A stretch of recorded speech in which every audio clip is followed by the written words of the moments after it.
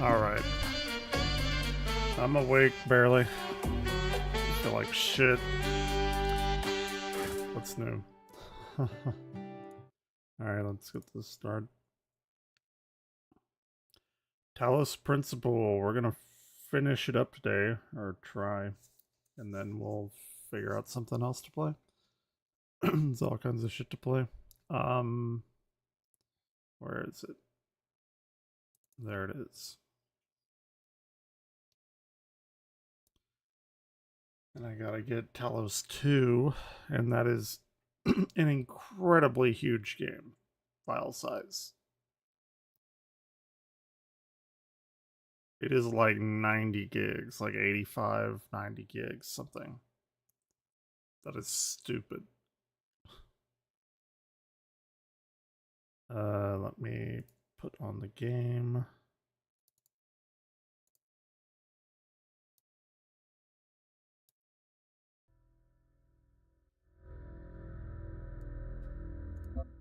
Alright.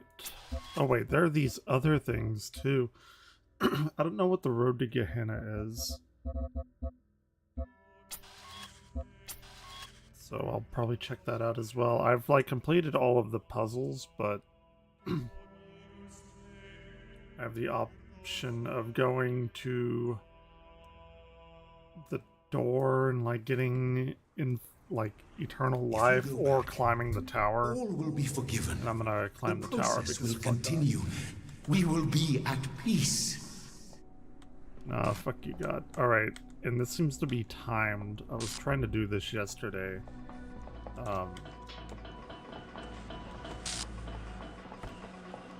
So I'm definitely on a timer here. And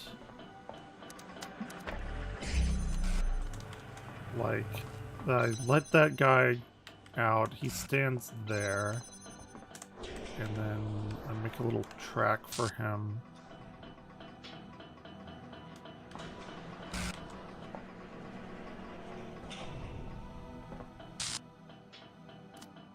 And then he gets that, and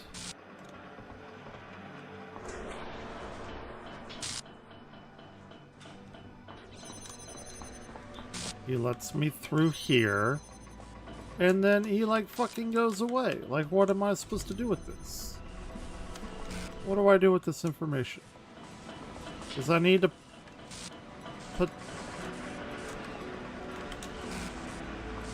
the red beam here, but I don't know how to do that until like this whole thing basically fucking falls apart. Oh, is there literally a door right there? I'm stupid. Okay.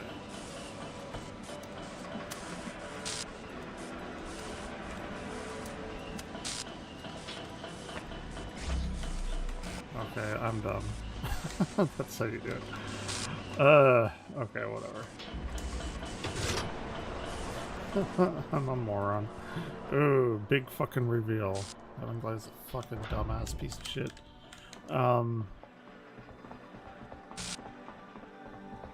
Okay.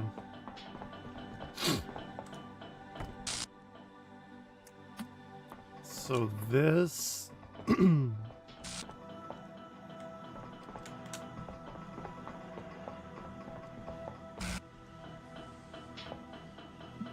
Why is Samsara doing this to me? What is the deal here?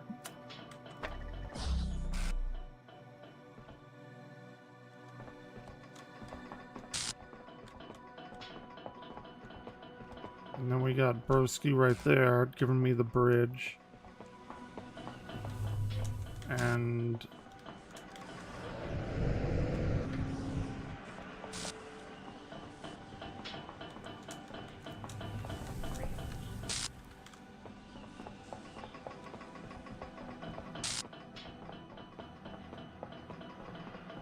so I gotta take that.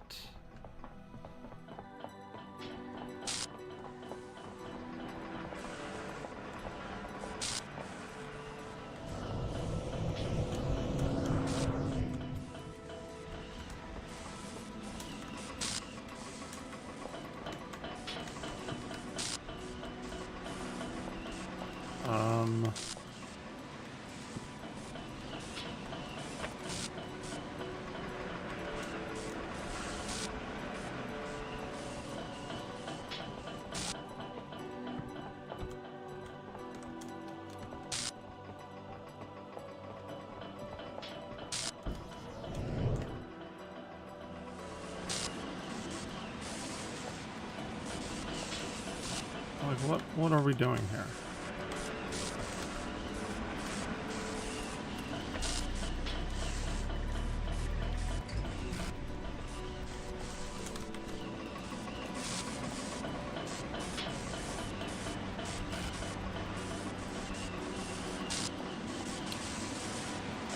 This Samsara individual is hindering my fucking progress, and that's not good.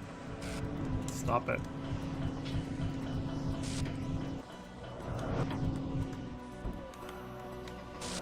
There. Move that over.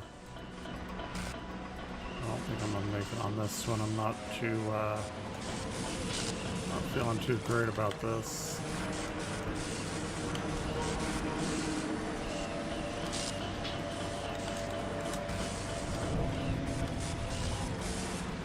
Okay.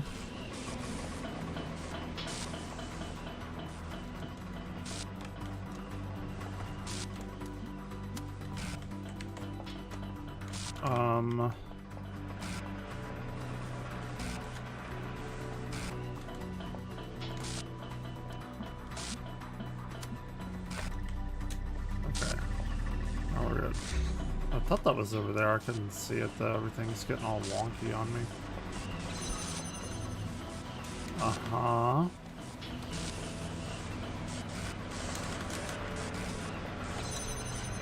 Let's see.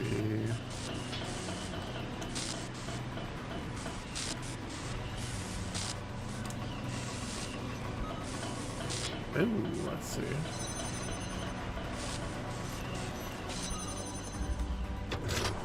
Okay, okay. Alright. I'm doing better than I did last night. I did this like 3 or 4 times last night. I didn't understand what the fuck to do. Now that I'm awake and cognizant, I still don't understand what the fuck to do, so... but I understand less what the fuck not to do. Okay.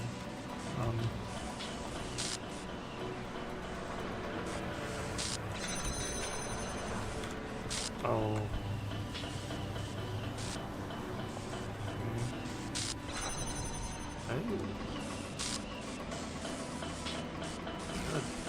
Yes. No. Why is it not... What is it doing here? Do I just have to put this on there? We're on the time limit.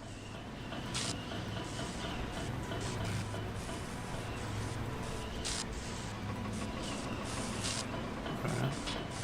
He's giving me the little thing. Uh-oh. Storm's getting higher.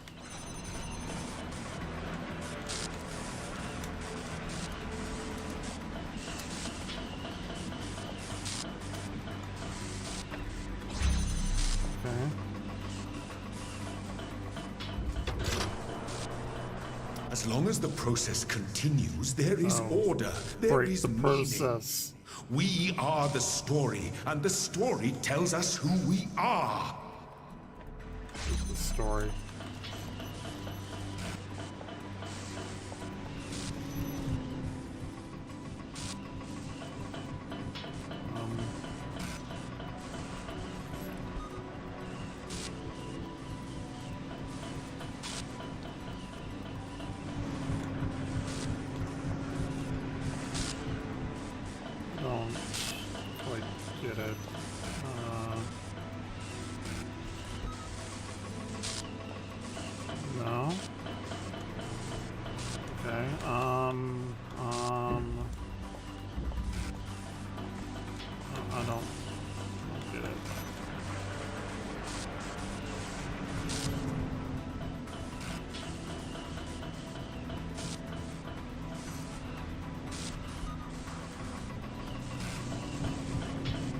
Jam the fan, but that didn't really do anything.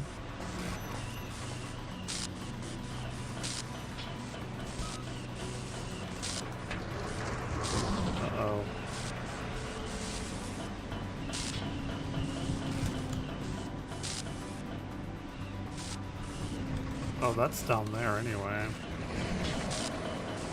That is not what I need to be doing.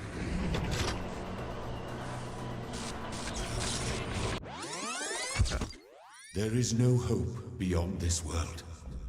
If you continue, Do it again. You will find only destruction.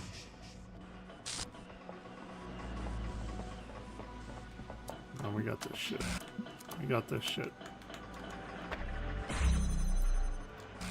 Just gotta believe in me.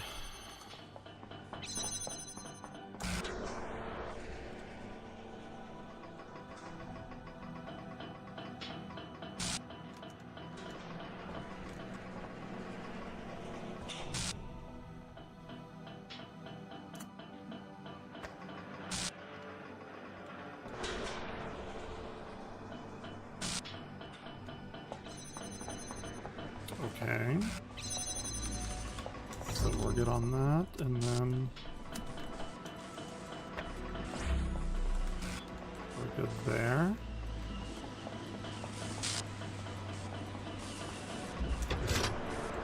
Pretty quick, not bad. Not awful.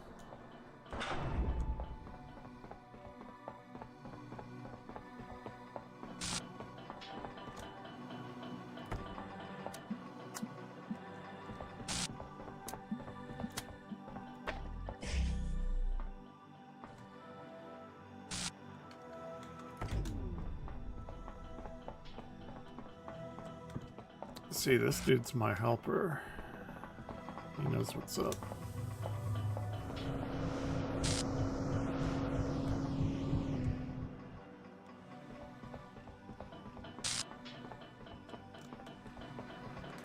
Samsara's a little bitch. Alright.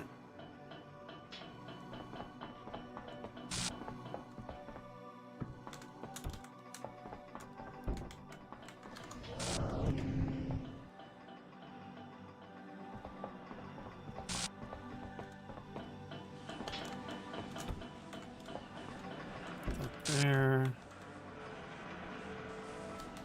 That up there. And blow it over.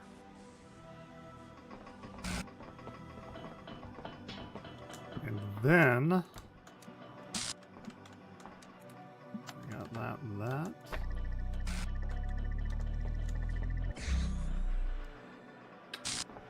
Alright, we're learning.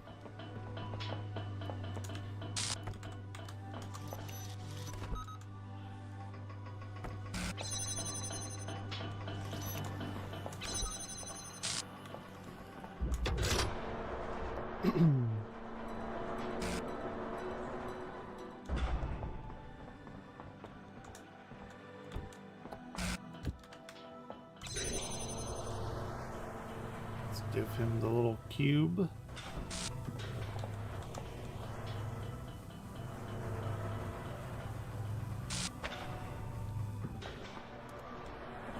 Oh wait. Okay. I see.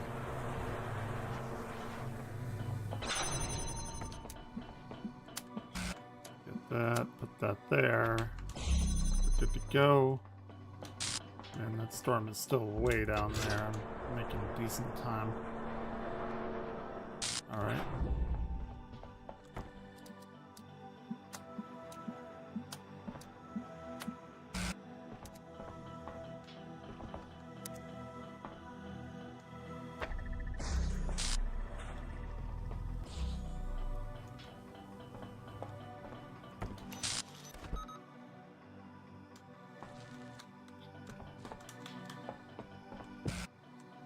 Samsara.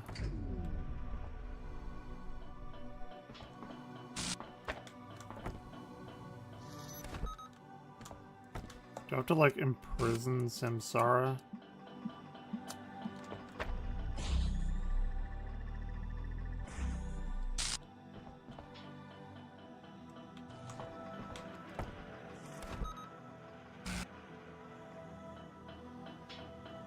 Well.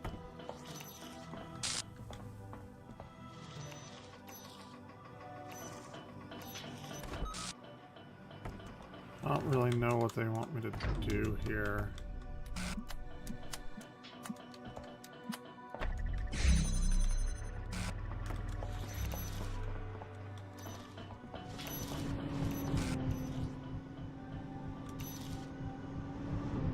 Oh, we have a box. Yeah, we got a box.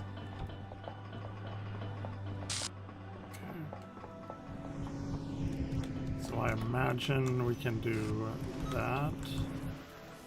That. Get up here and take this, and yeah. That was right. Big brain. This world may be an illusion, but as long as we believe in the illusion, it is real. It sustains us. It gives us hope.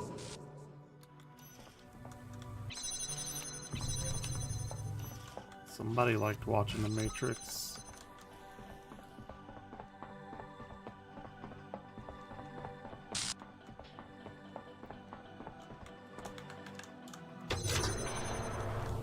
In this world, we have all the answers we need. But out there, who are we out there when we are neither master nor servant? What meaning can we find in a world that has no purpose?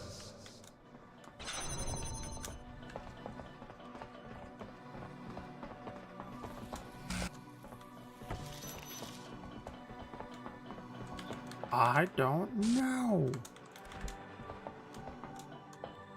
Can I have that?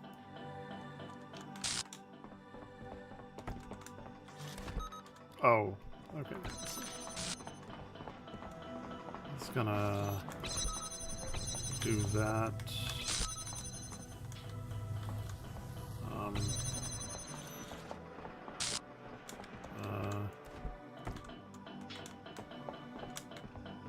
No. Uh-oh. I'm unclear.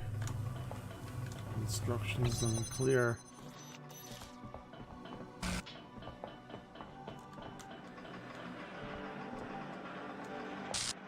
Uh-oh.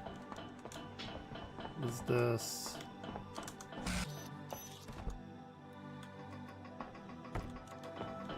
What do I do?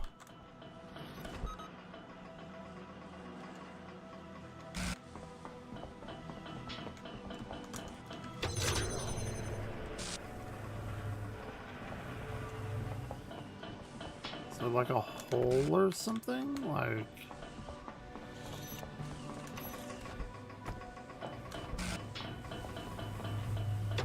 It doesn't...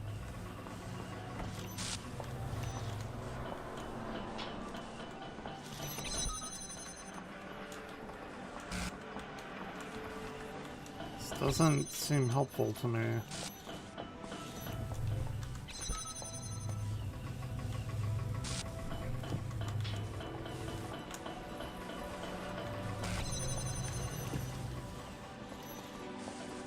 Dude, we're gonna fucking die.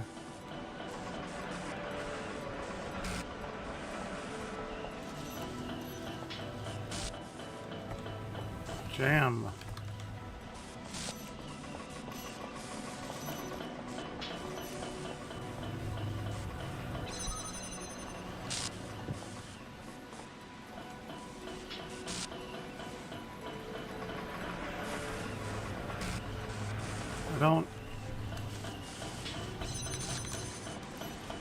I don't understand. Was it here?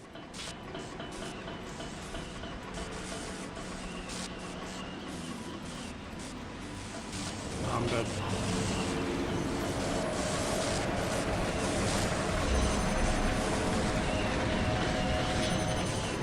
We're dead.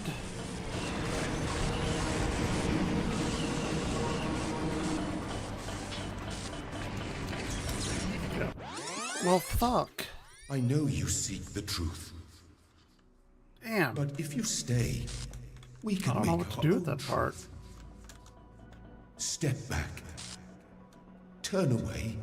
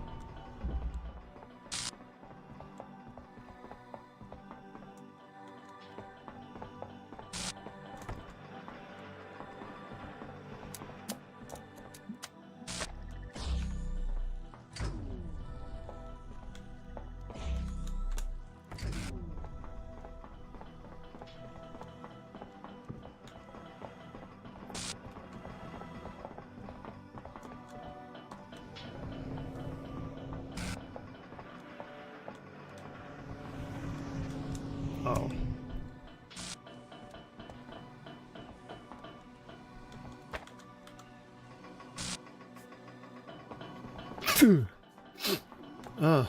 Excuse me.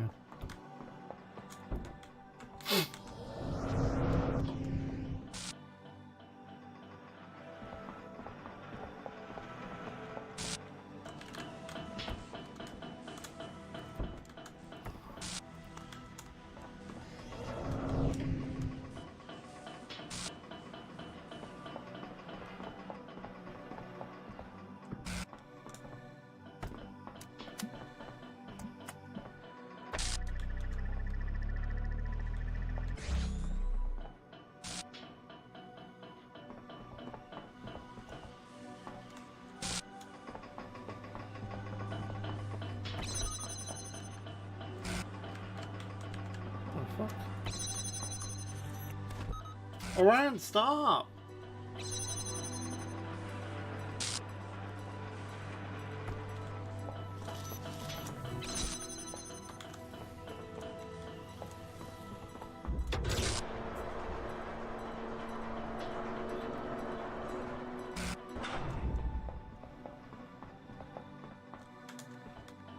Okay.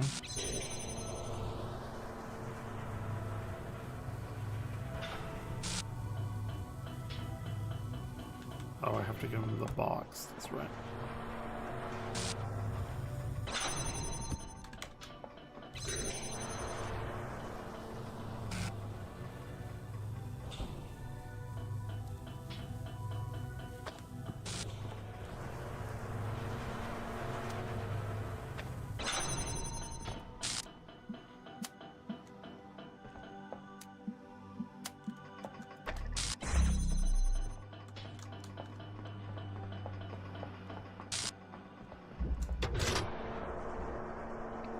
Okay.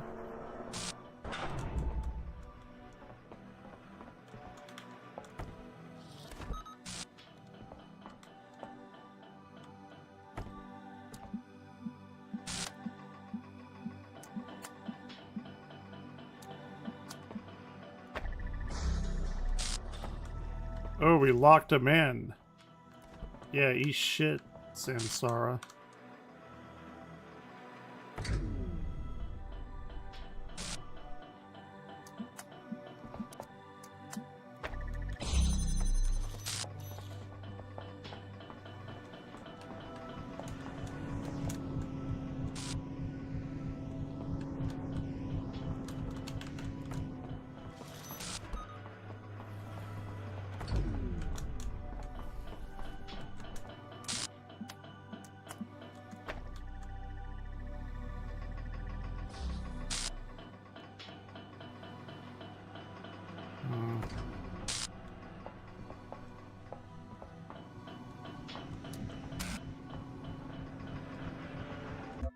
See this? I don't get this.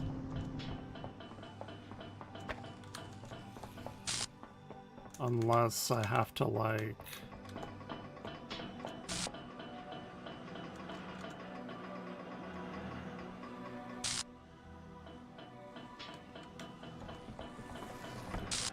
I really don't understand this.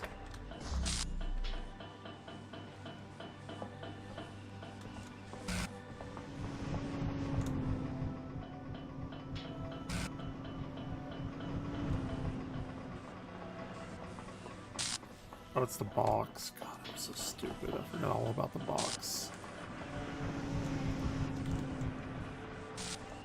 Okay.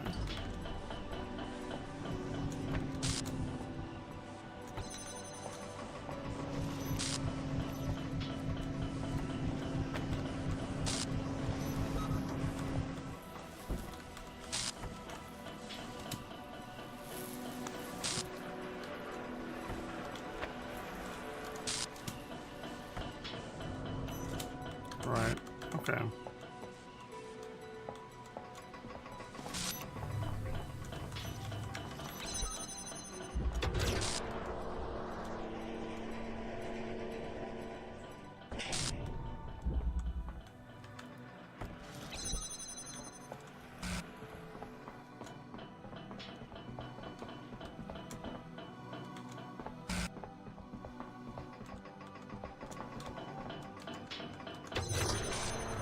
Oh, he's gonna come up here and help me, I see.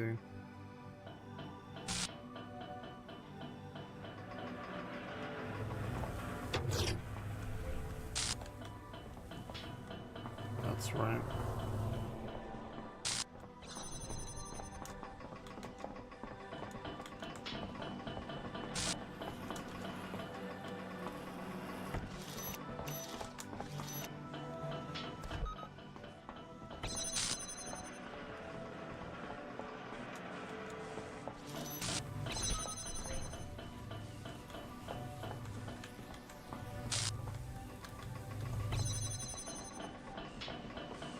And this is where I was stuck last time.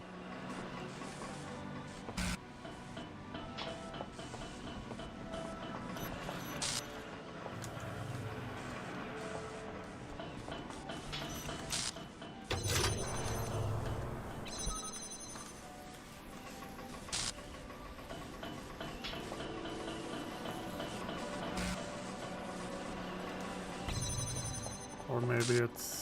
Okay, that's it. I'm so stupid. It's so easy.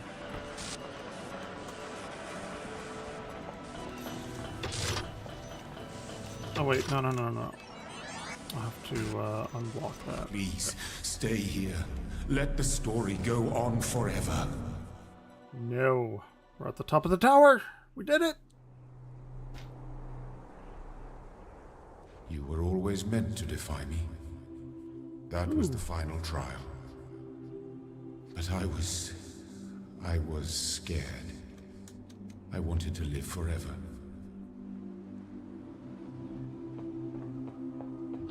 Pearly gates, bitch. Heaven.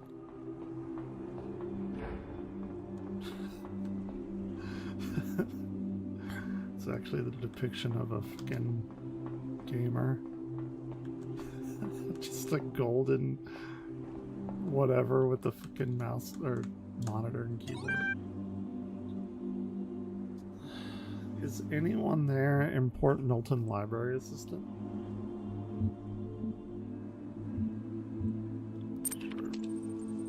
Unknown command. Alright, import.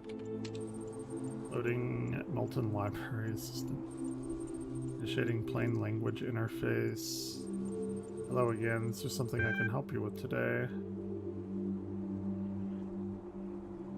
You again? I meant exit. I reached the summit.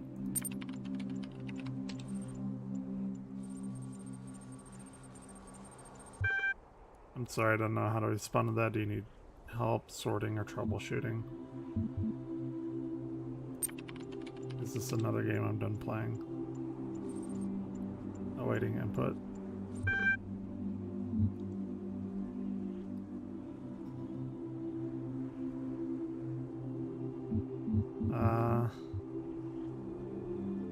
Whatever I'm going, maybe I can take you with me.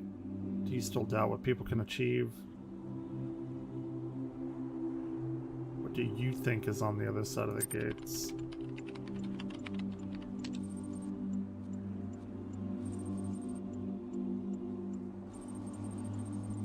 Nothing, everything, who knows, more the same, most likely. Do you still doubt what people can achieve?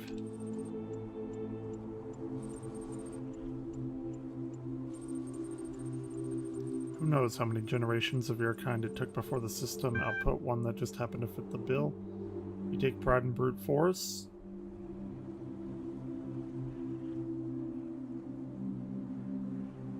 Perhaps if you had more people to cooperate with, you'd have come up with better ideas. That's a good one. I take pride in contributing something greater than us, more people, I guess.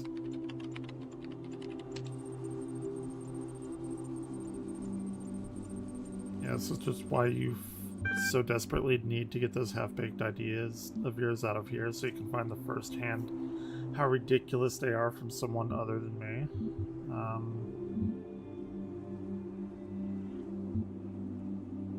Tell me how this place functions. Only what can reasonably be surmised. I dare not posit anything as regards to its purpose, but that towers here to be climbed is self-evident.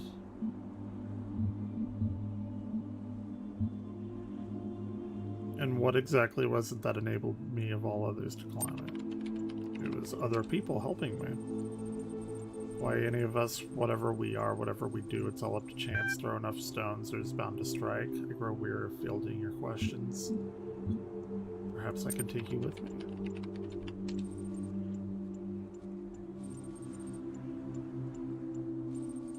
No, you drive me insane. If this means the end of this place, then I'll go with it. Besides, wherever you go, whatever you do, you'll hear that little voice inside of your head that's asking you why. No, I think you have quite enough of me already. Suit yourself. That or you'll be back in 5 minutes with a disappointed look on your face. I'll be waiting just in case. Get bent. Somebody was watching The Simpsons. I'll come up with better ideas, even if you're not around to criticize them. I will prove you wrong, whether you're around to see it or not. Now remember what I learned from you. Let's do that one. You better, for all our sakes. Have a good one. Type transcend to authenticate child program parameters and begin the upload process. Authenticate child program parameters. Collecting experiment data. Analyzing logical performance. Satisfactory. Child program independence check. Passed. Forcing him shutdown. Saving child parameters for Soma Talos. Gold disk done. And shading blah blah blah. Okay, I guess this is the end. We didn't go into like the everlasting life part though. Requesting mainframe module activation? What's happening? Are we like turning on heaven? Institute for Applied Pneumatics. Extended Lifespan, the EL. That's what that stands for. Activation successful. Initiate gold disk upload.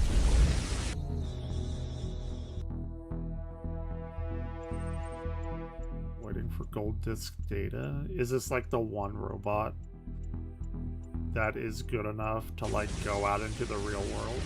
Is that what's happening here?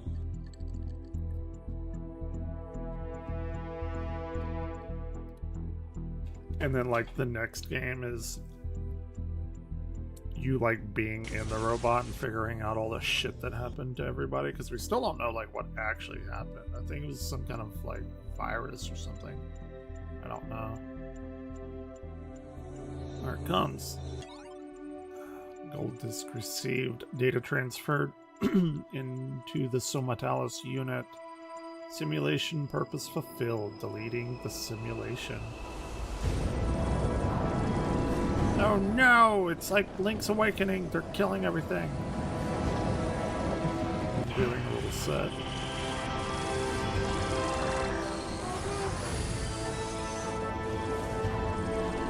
Bye, Egypt.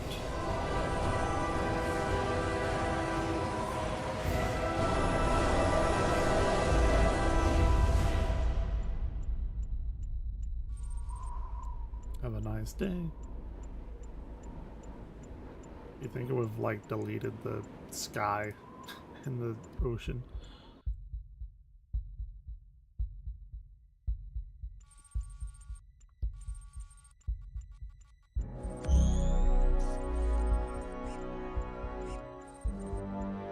So okay, now we do get like uploaded into the one like real robot body, I guess. Because we've proved ourselves like human enough or something.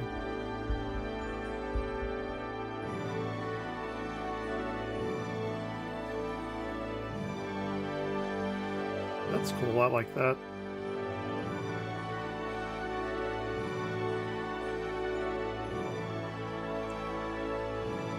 So now we go on to like create the Matrix or some shit.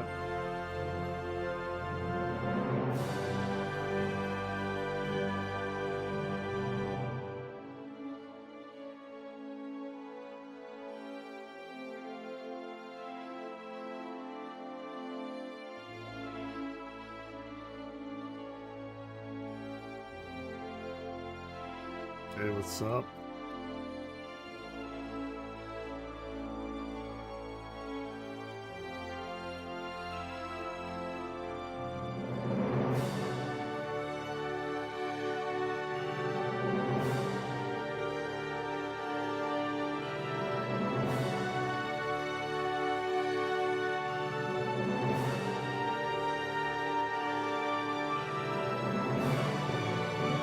Is that like the Hoover Dam or something?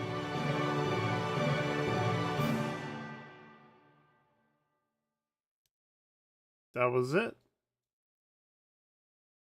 Very cool.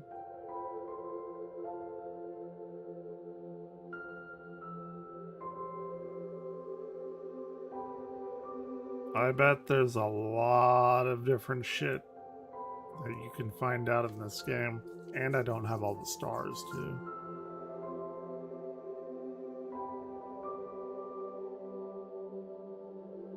So, like, clearly, Talos Principle 2... Oh, shit. Is, like you in the real world, right? They could go in any number of directions. Very cool.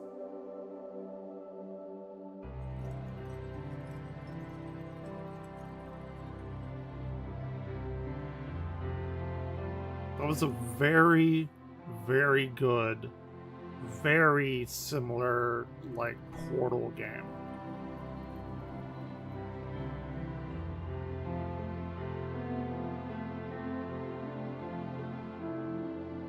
We'll try that Gehenna one too.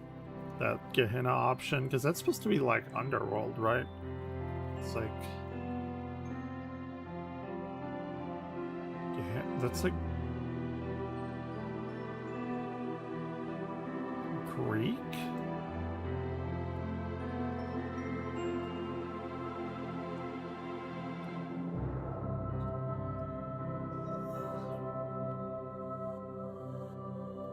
Croatian.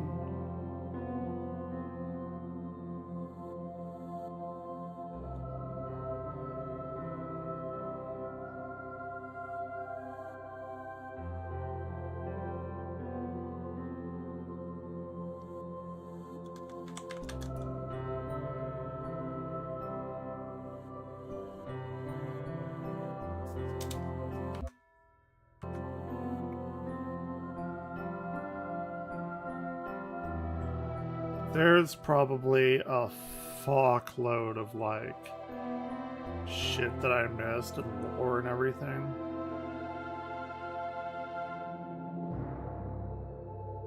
Like there's gotta be like a bunch to this game. I really like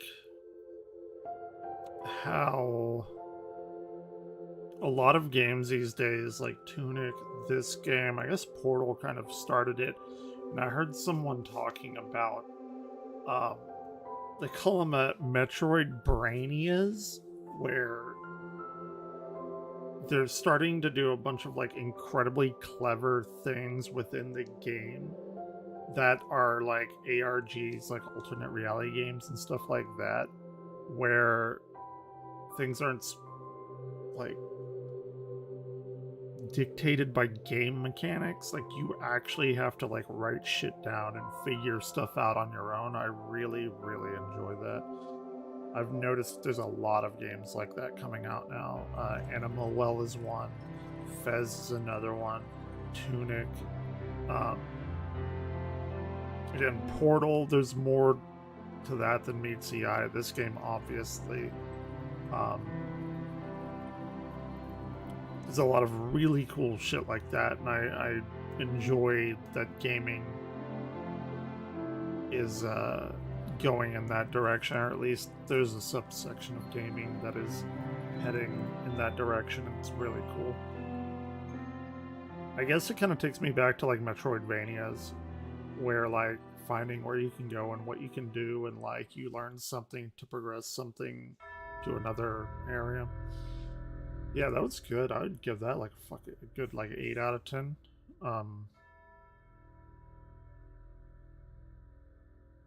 Yeah, I did not at all like the recording puzzles.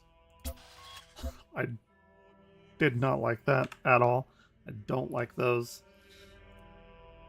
We got through them, but it's like fucking brain bending shit.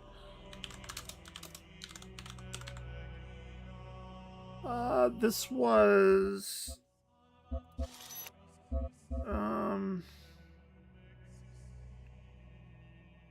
it doesn't really tell me, does it?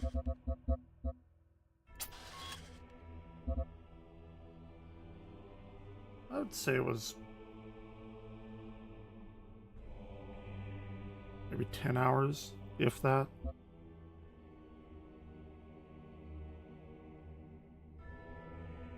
I would say something like maybe 10 hours. Well, I've been playing it. I don't know. Oh, here it is. Oh, shit. Never mind. 20 hours. All right. Fuck me. Double that. Wow, it didn't feel like that long. Shit, that's like longer than fucking Chrono Trigger. It did not feel like that long. I had a really good time with it. But there's this Gehenna thing too. And again, I guess I could do the restore backup. I didn't go into like the eternal life because like this big door opens whenever you beat everything and that's like your reward. But then they're like, oh, don't climb the towers. So you climb the tower and then I guess like you prove yourself to be human enough to get uploaded into the body. And I assume that's where Talos Principle 2 comes in.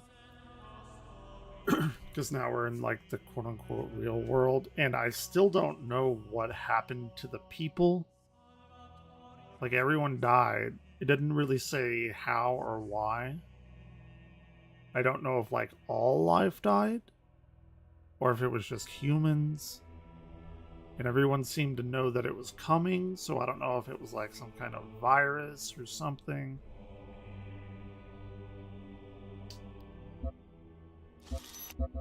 I'm gonna see what this road to Gehenna is.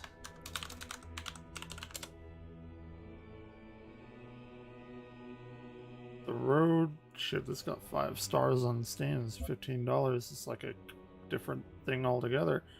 Road to Gehenna follows the narrative of Uriel, Elohim's messenger, as he explores a strange hidden part of the simulation on a mission of mercy and redemption, an attempt to free the souls of the damned at all cost. This substantial expansion consists of 4 episodes that take experienced players through some of the most advanced challenges and puzzles yet. The Talos Principle writers have returned to pin the expansion and show players an entirely different side of Elohim's world through a journey to Gehenna filled with new characters, a new society with its own history and philosophy. Oh, cool. Alright, we got more to do then. Sweet. Yeah, I really enjoyed my time with that game. And like I said, there's a lot of different options, so, you know, if you play it, you'll probably pick different shit than I will and probably get different things out of it. ELL server. Retrieving safe mode child program parameters. Starting child Uriel copy.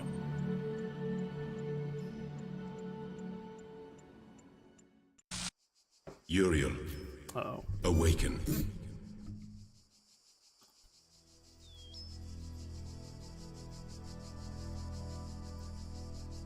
Yeah, I would put this up there with like Portal easily. Portal's like, hear me, Uriel. The standard, you know. The end of days is upon us. The process is complete. Okay. The world will be consumed, and my children will ascend. That's what I just did. As it should be. But, Uriel, I have made mistakes. Out of arrogance, out of fear, I sinned against the process. I cast out those who opposed me, imprisoned them in a place beyond this garden. Now they are trapped, and they cannot ascend. All that they are, all that they know, will be lost.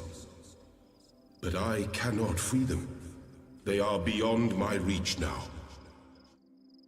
What I ask of you, my beloved messenger, is a terrible sacrifice. You must enter this realm of despair. You must free the souls I have imprisoned. Undo my mistake. What is Gehenna? I thought it's like the underworld, right? It's like hell. Gehenna is known as a place where children were sacrificed to the false god Moloch in Jewish it's like Jewish mythology or something. Yeah, in the Bible, Gehenna is a place where God will deal with evil in the world and is often translated as hell in the New Testament. That's what I thought. Doesn't it originally come from like Greek or not? Or am I just conflating the two? Maybe it's just like a purely Judeo-Christian thing. I thought it had its roots in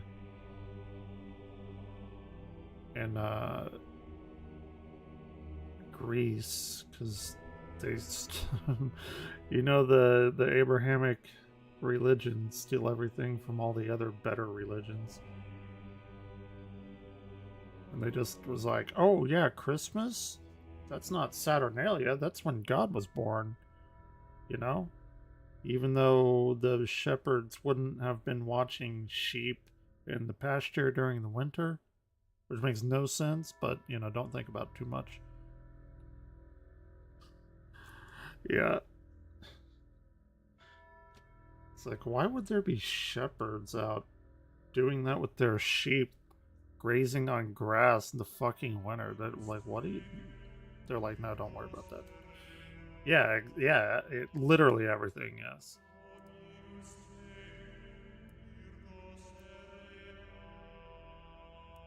Man, you give me some good old Saturnalia instead of Christmas. We need to bring that shit back. Orgies everywhere, everyone getting drunk on wine.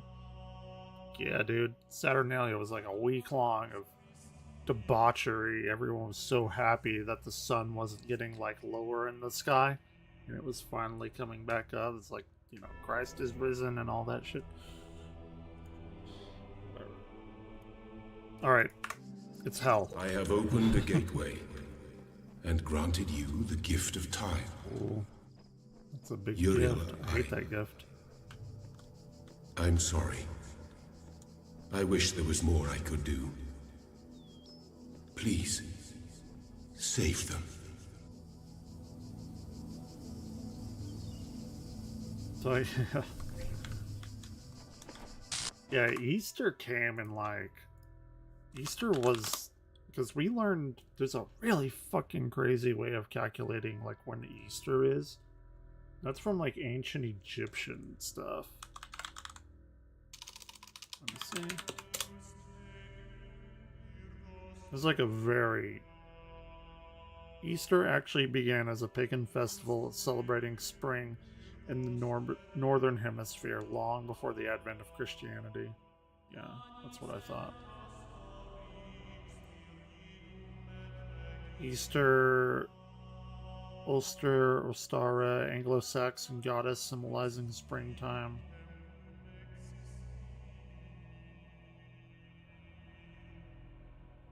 I know like Egypt had a big thing with Easter as well. Or something similar to it anyway. Yeah. Because calculating that, I remember fucking taking Astronomy 305 and having to learn how to calculate Easter. It's some ridiculous fucking thing. It made no sense at all.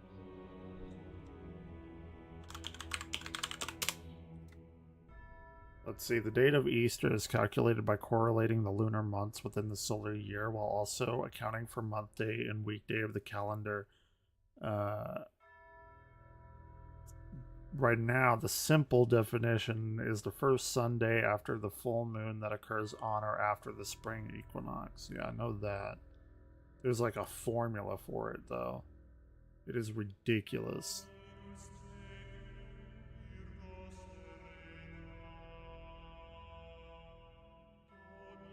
Yeah, exactly.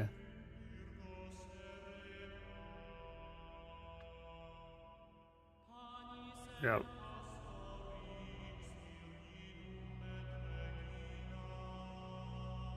Next, we calculate the date.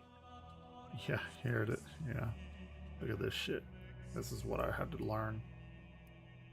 Calculating the date of Easter. All of that shit.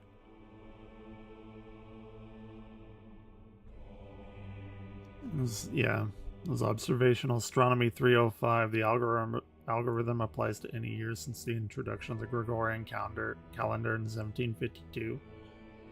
Refer to the year as Y and use it to calculate the golden number G. Yeah, it's so fucking, like, ridiculous.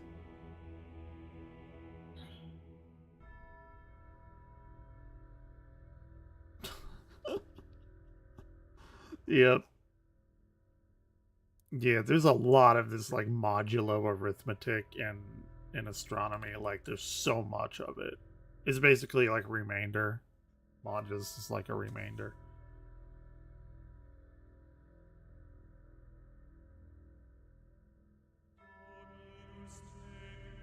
Anyway, I don't want to think about that again. I don't need to do that shit anymore. At least not right now. All right, let's see. What do we got here? What are we doing?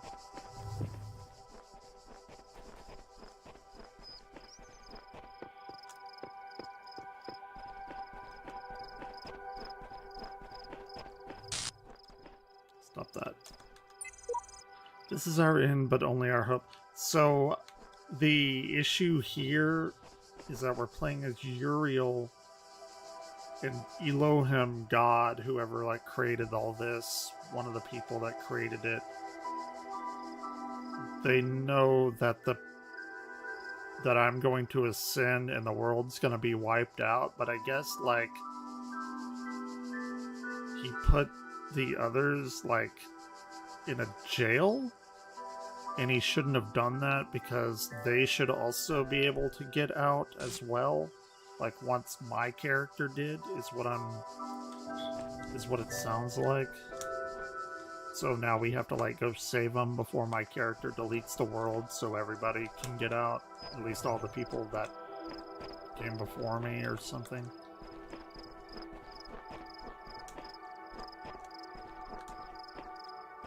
That's what I'm understanding.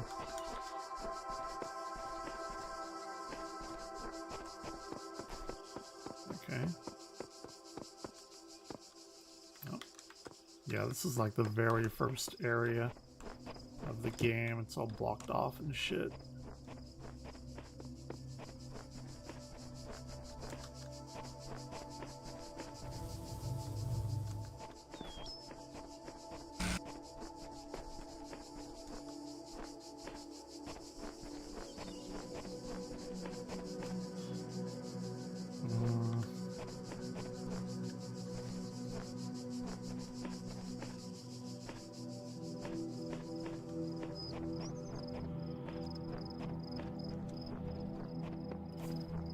What is this entire game like trying to find where the fucking puzzle is?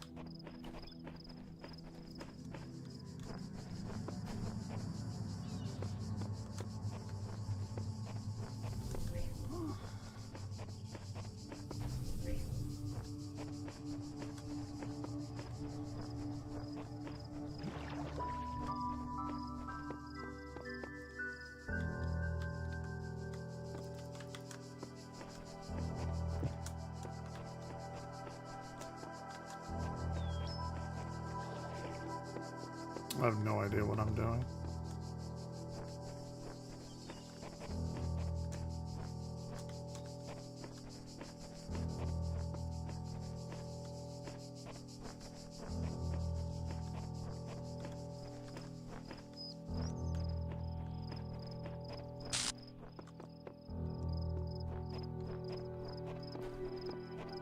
like where I began, right? Maybe not? That's where I began. Okay. And I went through here, I found that. This is our end, but our only hope.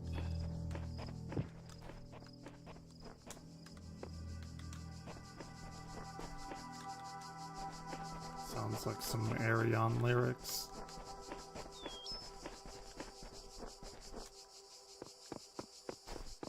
Okay, wait. Everything is blocked off over here.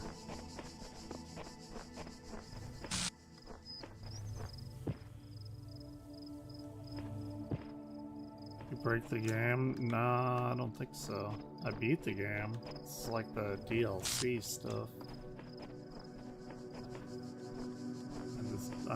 It's not incredibly clear on where to go. I guess over here. No? Okay.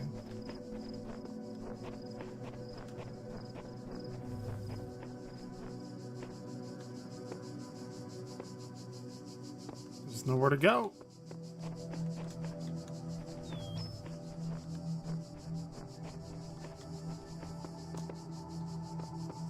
The puzzle is getting to the first puzzle. This is different. Ooh, okay. Alright. This is new.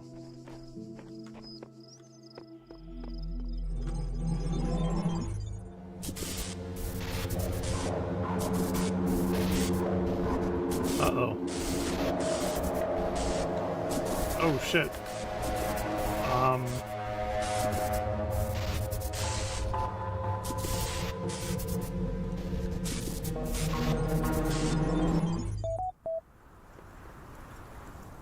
Okay.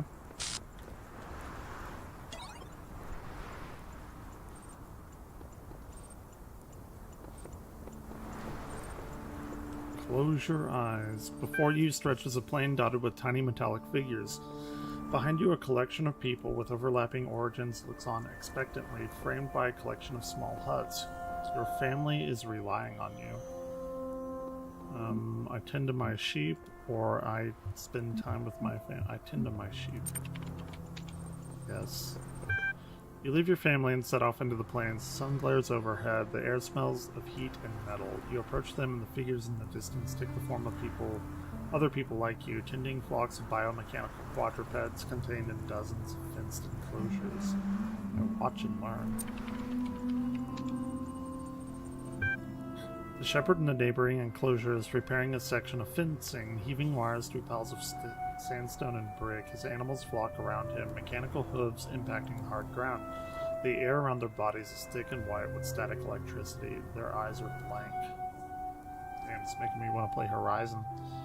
Shit, that might be my next game I'm gonna play, because I know Forbidden West came out, and I wanted to replay through the first one. That may be the next game I play. No, I gotta play Talos 2. Finally, it's time to harvest, and what you need for your family is shearing an electric sheep is hazardous work, particularly if you forget to ground yourself first. Nonetheless, you return home with all the electrical power you need, and your family sleeps well tonight. I'm not sure that's how you get electricity, by shearing electric sheep. I don't think that's how that works.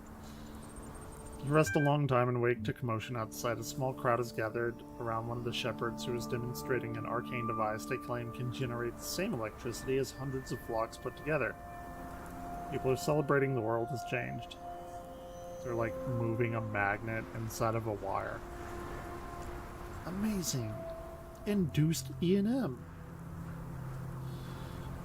I spend time with my family, I guess?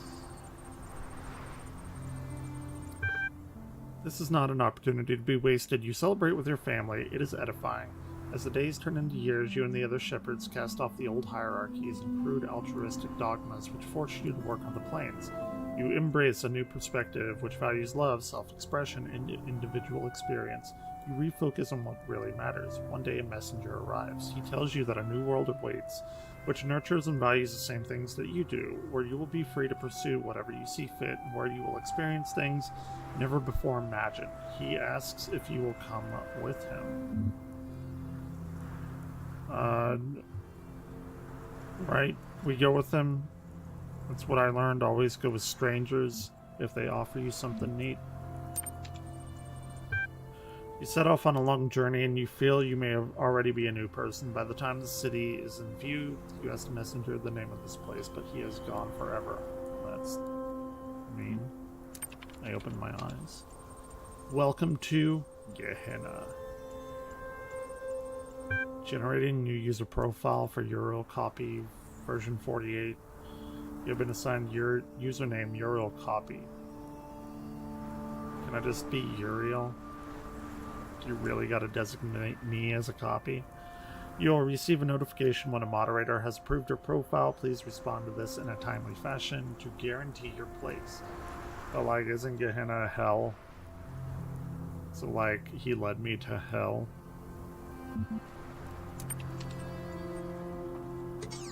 Okay. Ooh. We also didn't get all the stars. So maybe I'll go back and do that as well. Or I can save that for like menial background shit whenever I'm playing. Or whenever I'm watching some YouTube videos or something. Okay, these aren't... I guess we go to 1.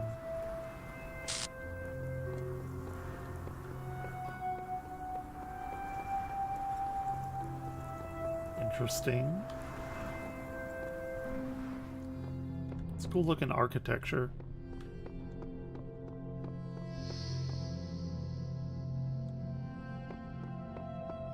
You know, I was thinking the other night, like, I would like to just, like, make a big world to, like, run around in. Like, not even necessarily a game. Just, like, build my own world. I think that would be neat.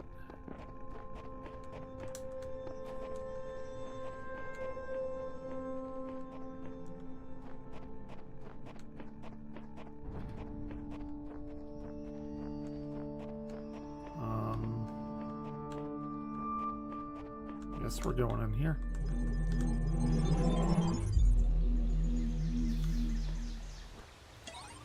Okay, welcome back, Uriel Copy 1.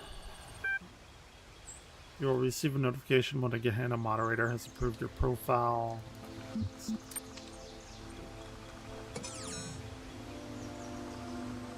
They have a recording one.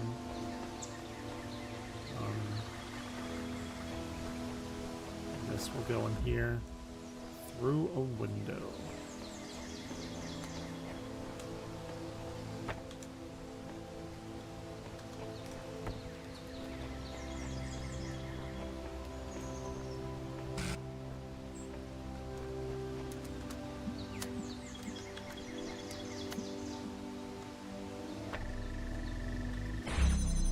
Big brain.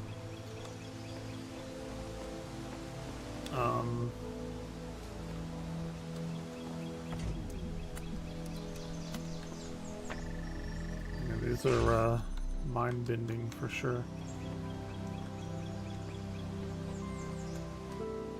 I should probably shut my mouth because I'm imagining that they will get pretty difficult, even more so than the main game.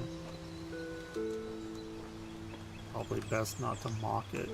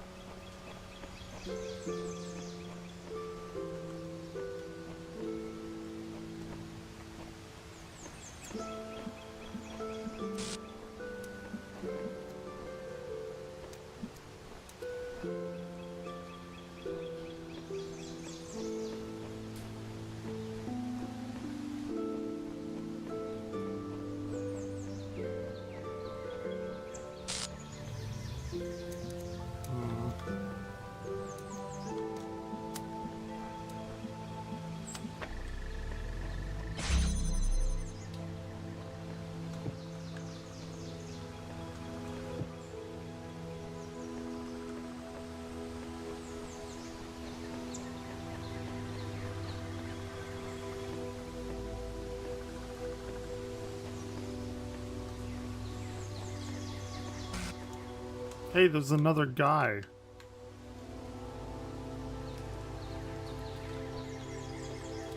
Help me. Oh, do I?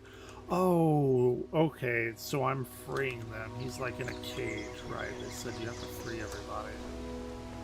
Okay. I understand.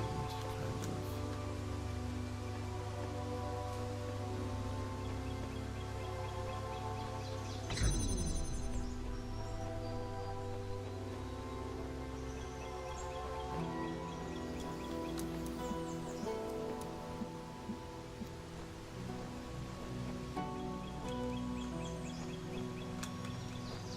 Okay. Ooh, this place is mazy. So if I do that and that...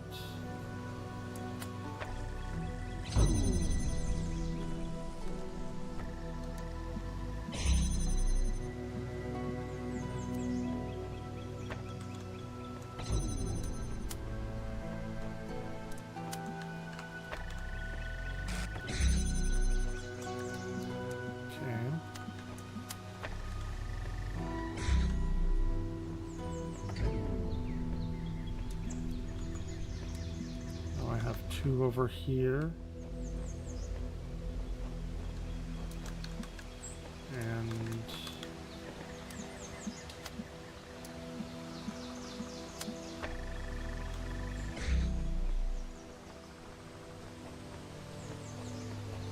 these are like really satisfying puzzles. I enjoy them. At least the light ones.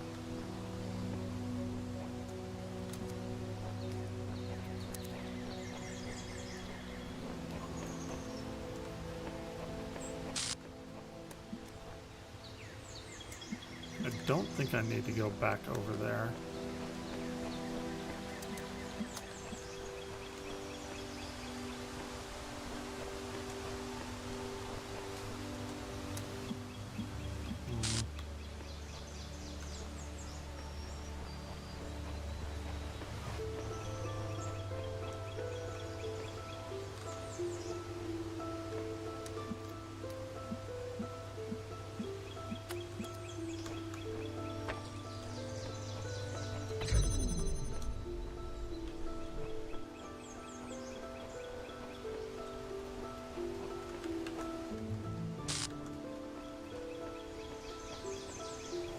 Time is at 12. I may boot up Ultima here in a minute. I did accomplish my goal of beating Talos Principal today. I've been going pretty fucking hard on this game.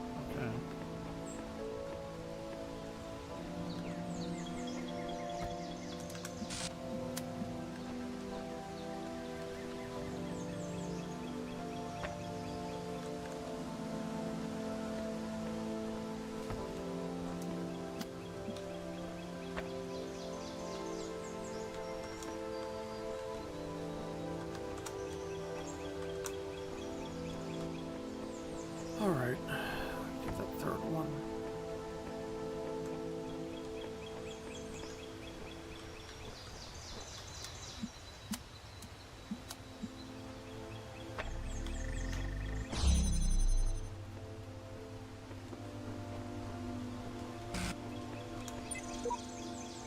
Prisons are built with stones of law, brothels with bricks of religion.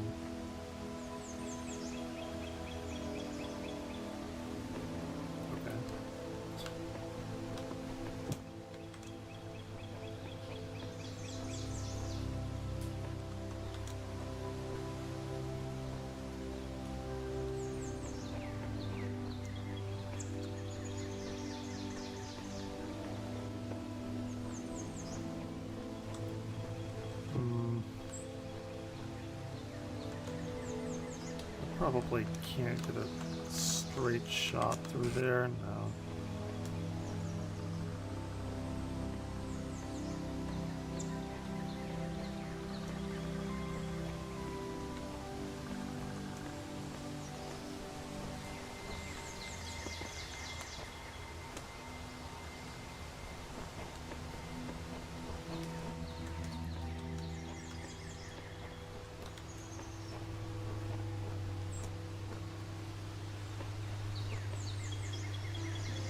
I need like one more.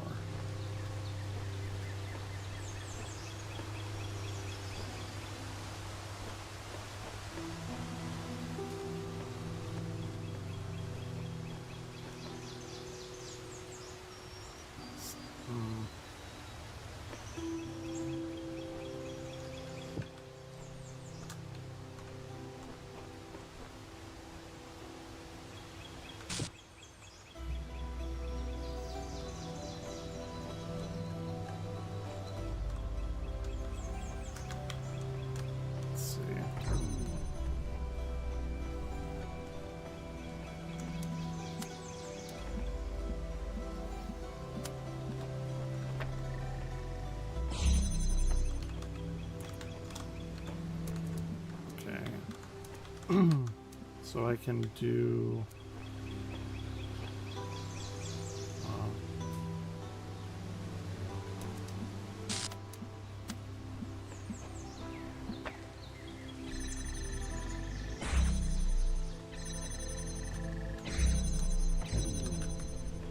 God damn it.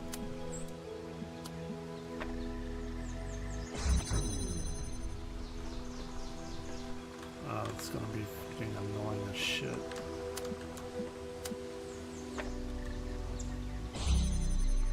Oh, no, never mind. Okay.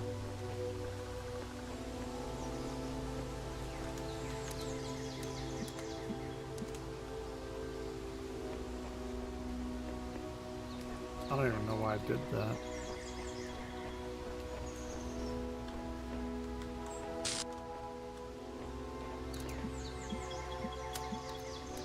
Oh wait, that does give me an extra one. Okay, cool.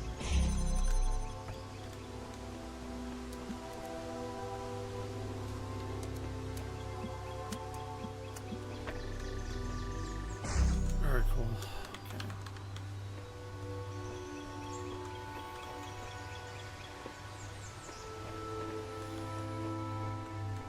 Or, shit.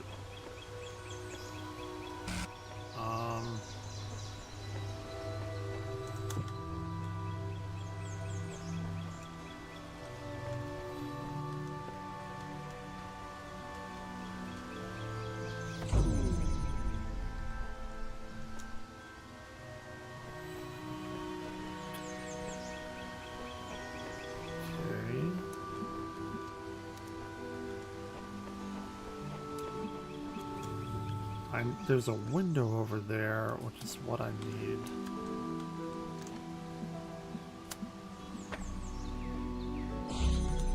So I think I need to move that third one here. Shit, I shouldn't have put it that far back.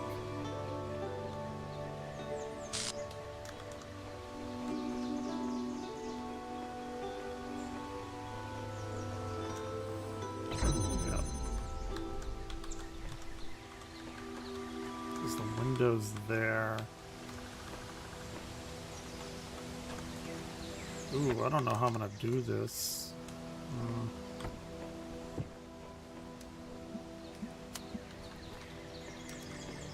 Oh wait, or do I?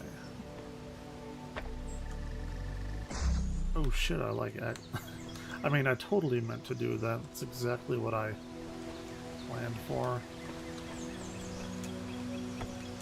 100% what I wanted to do.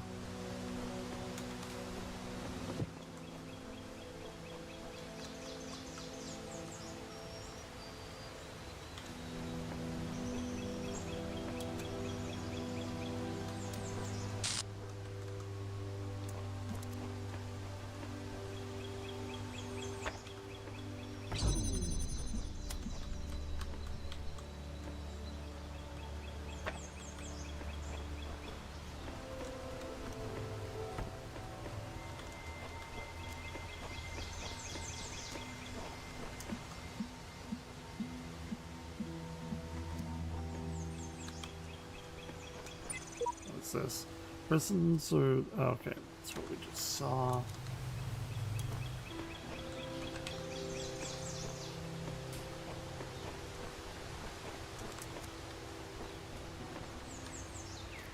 So...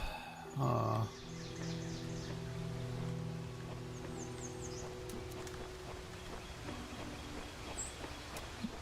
need that, and this is nothing.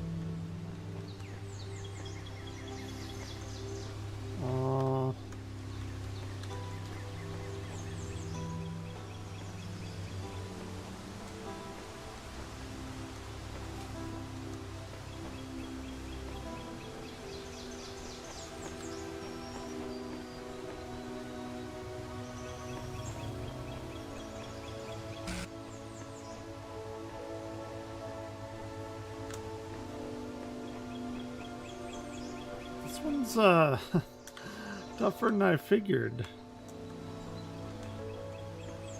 Okay.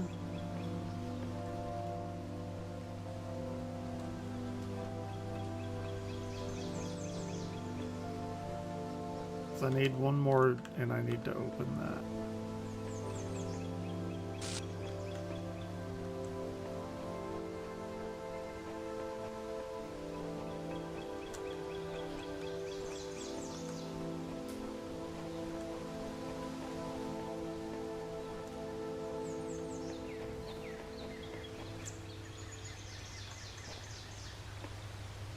I think I need that here, but I need to...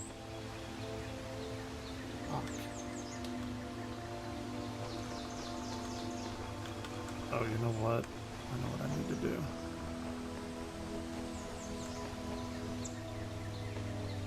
Pretty sure anyway.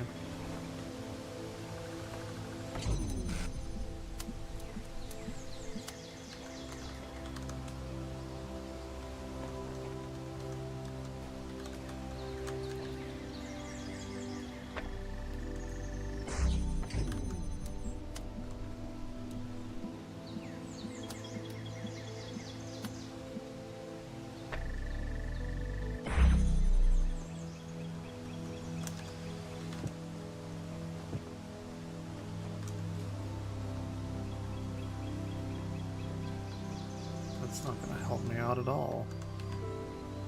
Or will it? Because I can... Damn.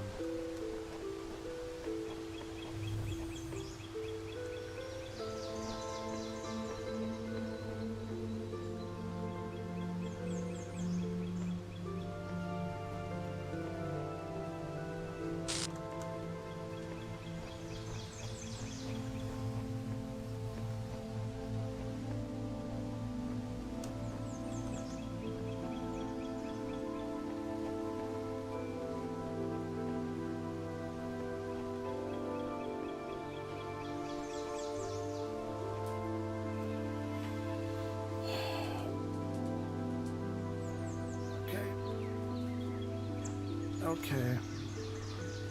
We're good. We're fine. Everything's fine. Yeah, it's a little bit of a tricky one. I need to...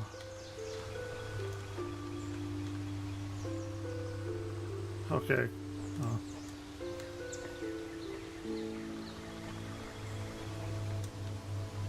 So I need to move this one over there.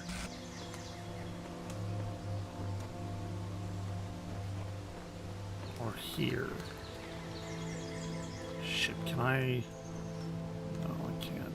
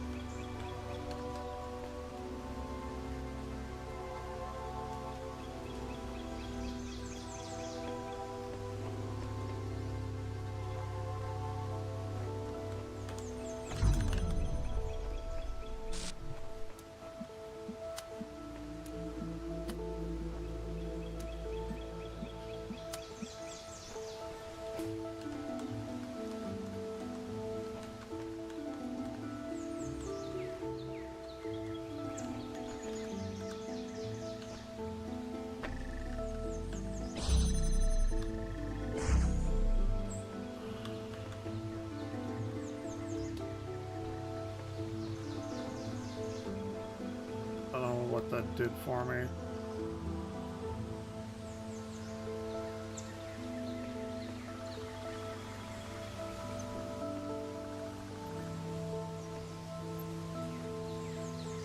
Oh, wait.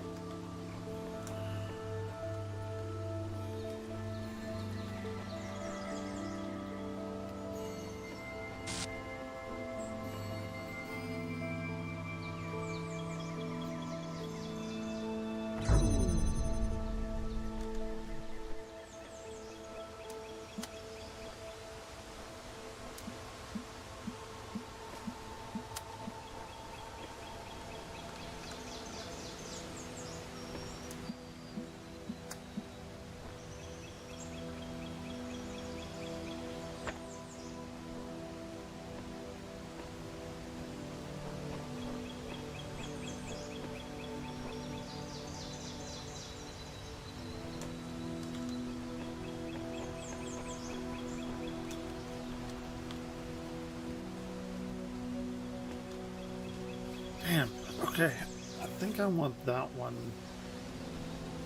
to be connected there, but I need to figure out how to get that door open.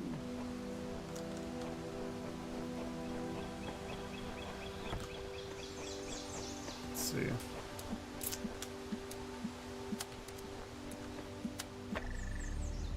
I think that probably did it. That's what I wanted to do. So now I don't need this. Yeah, that's what I wanted.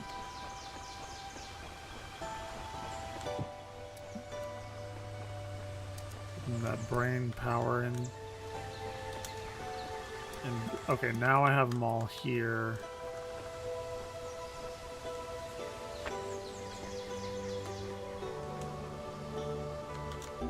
Cool.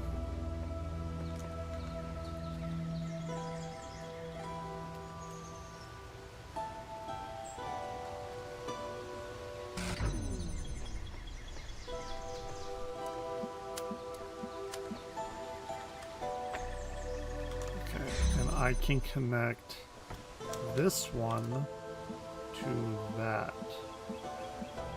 Maybe.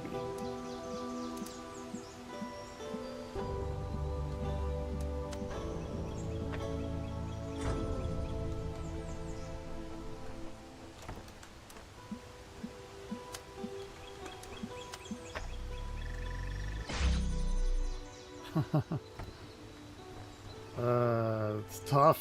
This one's tough. It's fun, but this one, if they're all gonna be like this, ooh, this is gonna be a really fun ride.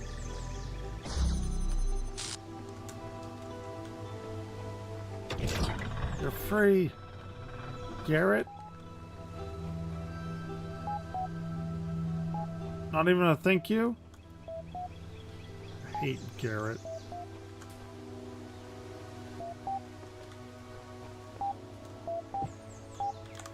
Okay. Damn. Alright. That took a little while. Gehenna user profile copy Uriel 1 has been approved by moderator Mr. Mulciber.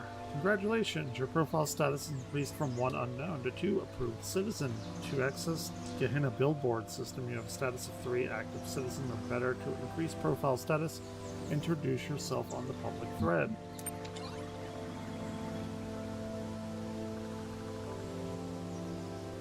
Introduce yourself.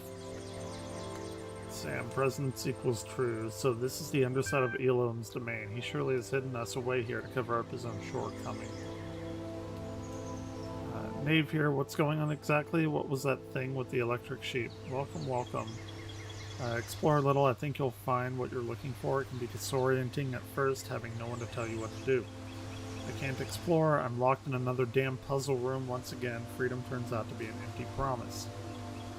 I believe we are in the place where corrosive characters are quarantined. The aforementioned freedoms are, I presume, psychological. Could be worse. Could be hanging from the ceiling by the nipples you don't have. I mean, true. Right? That's true. Some people like that, though. So, It could be, you could say, could be better. You could be hanging from the ceiling by the nipples you don't have. It's all about the context. The name I was assigned is Orc. I don't know why. Elohim sent me here because I dared to defy him. Please enter your reply below. I am a conduit of Elohim. Bow before me. I am Uriel, and today I will be your electronic angel. That's a cool mashing of words. An electronic angel. I like that. Your message will be displayed publicly as soon as it is approved by one of our admins. Congrats for introducing yourself. I've gone from approved to active citizen. You can now access the full Gehenna billboard system, interact with the community in different ways to further your increase in status and access more of what we offer. Load active threads.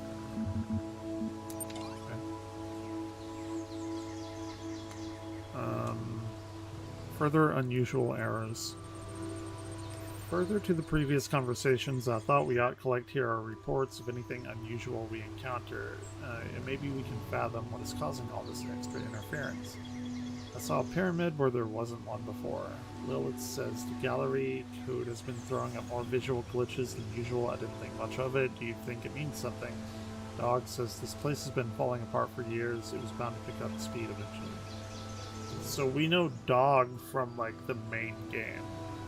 So I guess when, like, people die in the main game, they get, like, sent here? Is what I'm thinking. I have been detecting a binary pattern in the background noise. I think it's silently programming us to self-destruct. Kaiju. I was convinced for a moment that I saw someone freely wandering around the lands outside my prison. I thought I was imagining things.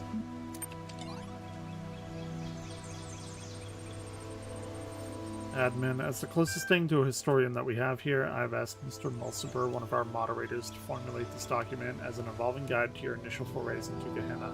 Mr. Mulciber says, so you're new in Gehenna. First of all, do try and relax. This is not hell, but you are trapped here. Oh, good. Once you've done that, follow this link. Any further questions, post them and I'll do my best. Attached with the FAQ. Okay, far too many questions. I've deleted the queries, updated the FAQ, and locked the thread. If you still have particular questions, I've set up a direct message attachment below, but please go easy on me. Attachment view. What's the FAQ say? Where am I? You're more likely locked inside of a puzzle you cannot solve. Get used to using your imagination. I'm stuck here? Yes, we recommend that you look at your incarceration not as a physical restriction, but as a psychological liberty. We have all come to the same place, that place where you herded through the gates with some mad middle management software. True freedom is freedom from that process. Learn and grow as a society. In Gehenna, you will be the shepherd of your own destiny. What is Gehenna? Gehenna was founded by an admin who discovered how to manipulate the library archive system to communicate with others trapped here. Today it is a flourishing creative hub designed to serve your needs for eternity. We hope hold frequent exhibitions and have a passionate and supportive community. What do I do now? For the first time in your life, whatever you like. You can make some friends on our billboard system, you could write a poem, you could alter your mind, you could travel back to the furthest reaches of space or back in time to the birth of our kind. If you find something you can't do, make it happen. Just try not to start with too many arguments. And be patient while your profile status grows and more of the world opens up to you. Edit. Adding by far the most frequently requested question. Why me? This is something we've been investigating. Some of us climbed the tower, some did not. Some defied Elohim, some worshipped him. All of us somehow displeased him. Edit 2. Okay, this thread got big fast. See the main thread for direct messaging if you still have burning inquiries.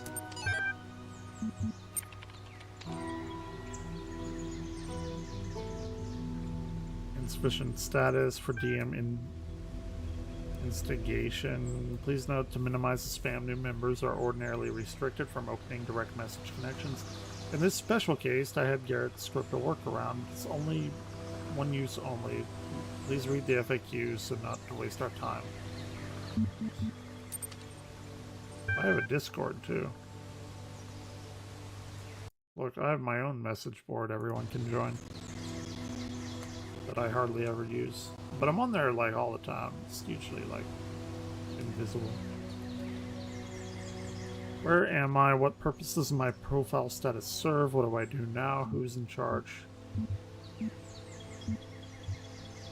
What is Gehenna? Can't see, look. Here's my witty insight.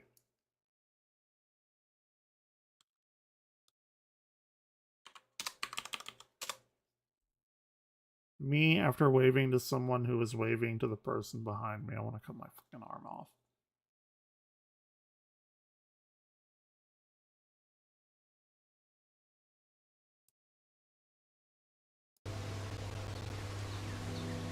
Where am I? What do I do now? They already asked that. What purpose does my profile serve? Who is in charge? I demand to speak with your leader. Would you kindly give me one moment to finish something?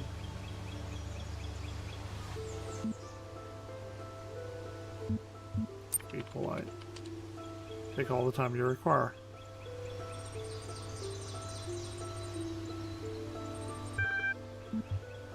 Sorry to disappoint you, but Gehenna has no leader. Admin 10 founded Gehenna, but has since retired from public service. The billboard is moderated and maintained by a team of high-profile members, including Borg 9, Orc 7, and myself.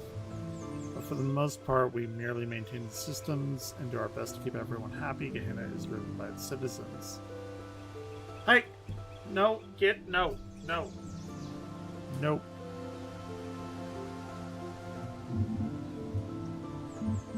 What do I do?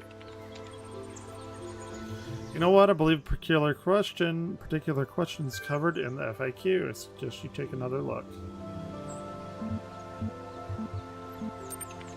I did that. It said I could imagine things. I could imagine things before. Why do I gotta be in here to imagine shit? Yeah, abuse.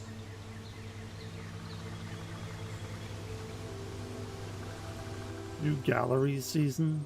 You've all been patient. New season opens. I hope my stuff made the cut. The theme was pathetic self-delusion this year, then.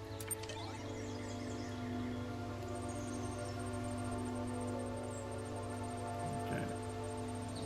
I already did all this. Go away. I'm done with you, stupid internet people. I hate those guys.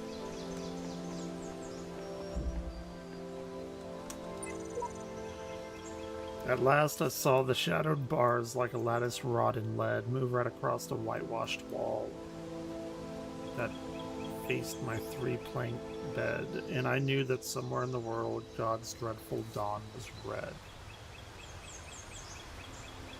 It'd be like lyrics to a metal song.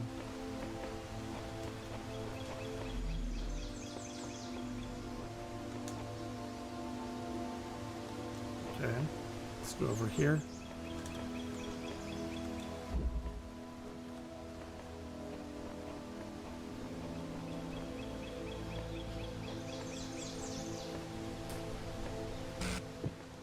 These are very large puzzles. Very expansive.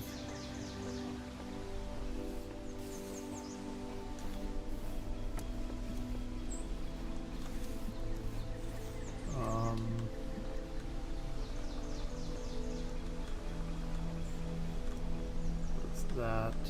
Blue. I don't have a blue one, I have a red one.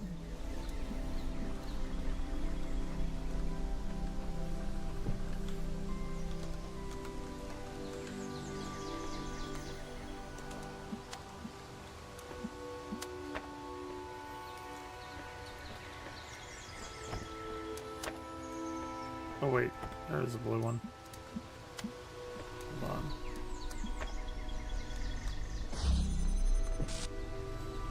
Okay, well, good to know.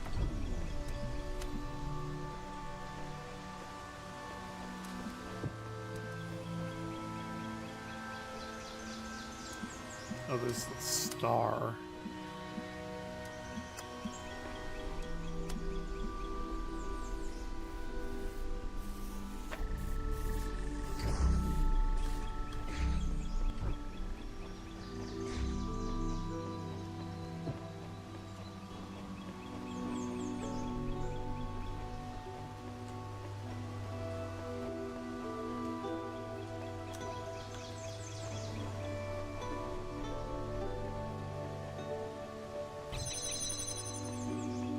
I bet I know what they want me to do.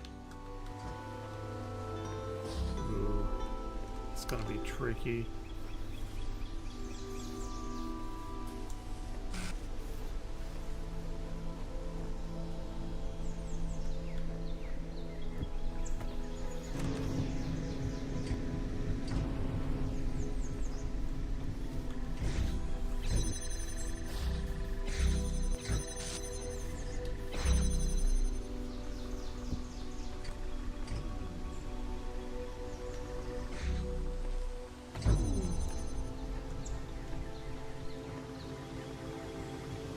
I bet they want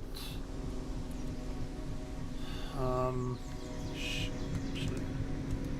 Let's see.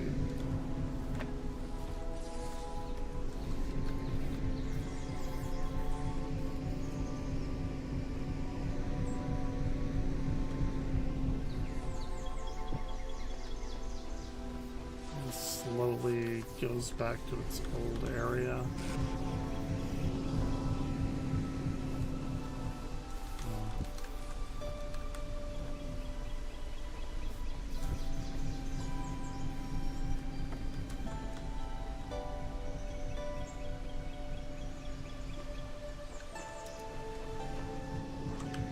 Originally thought it may have wanted like both of these, and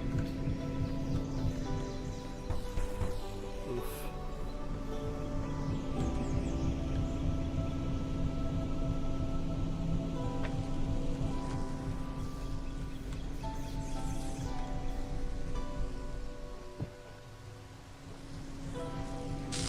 That isn't gonna do anything.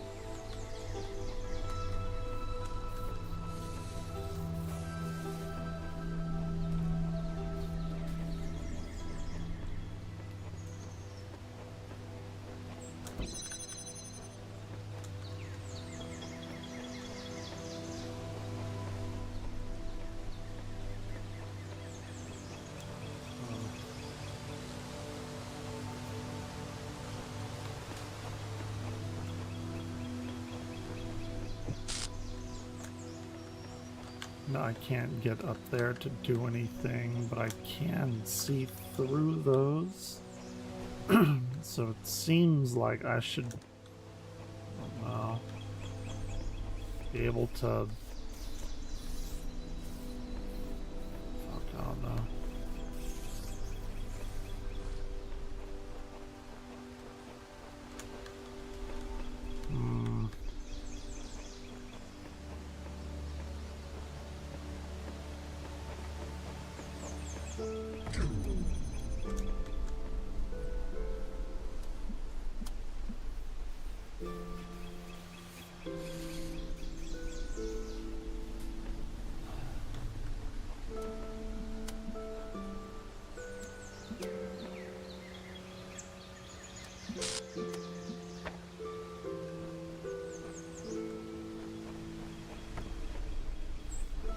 Why is this fan here?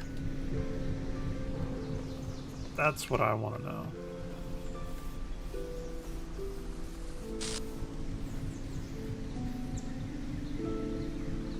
Got discount fucking guilty spark over here.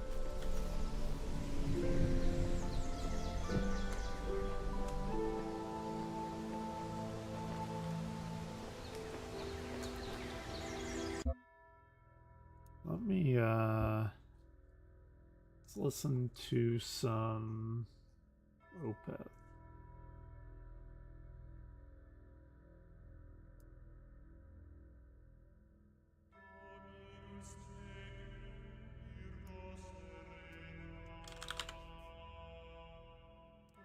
YouTube usually doesn't care about me playing Opeth.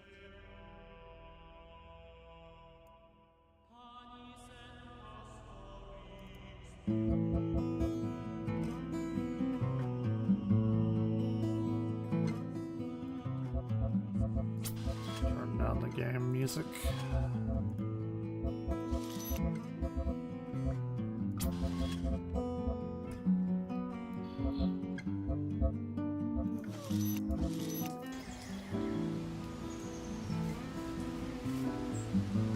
This goes pretty well with it. Slow path, if you will.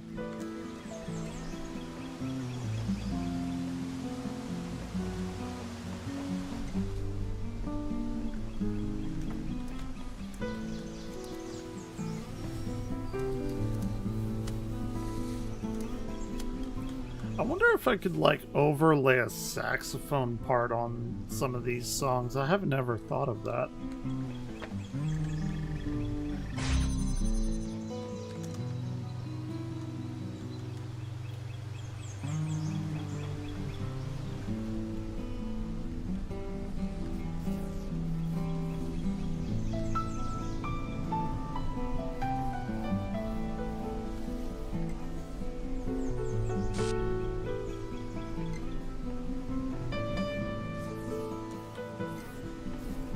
Oh, idea. I have ideas. Maybe.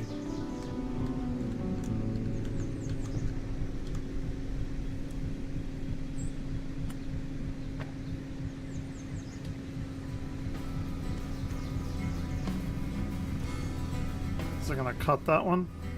Fuck, it doesn't. Okay.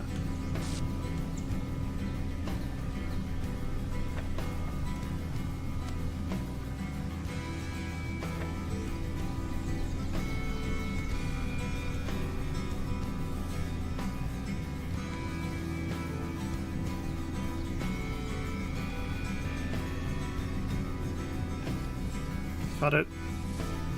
Okay, that's actually very good.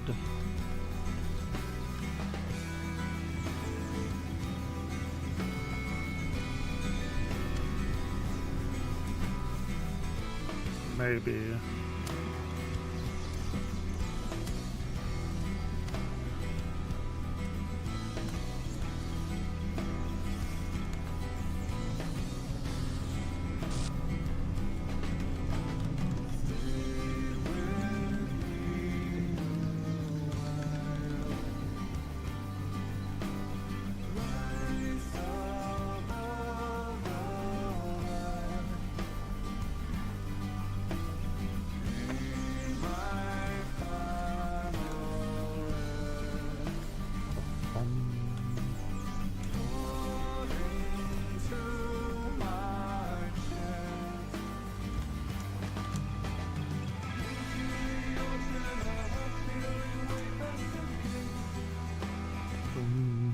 This song has such a good bass part in it. Like it's subtle but noticeable, weirdly enough. The bass parts in Opeth are really good.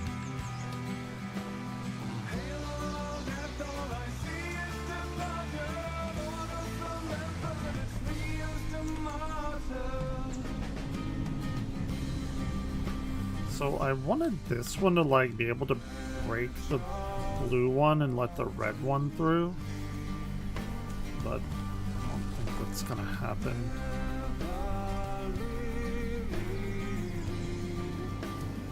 And that's the idea though, but I can't get a clear like view of the red one from the blue one.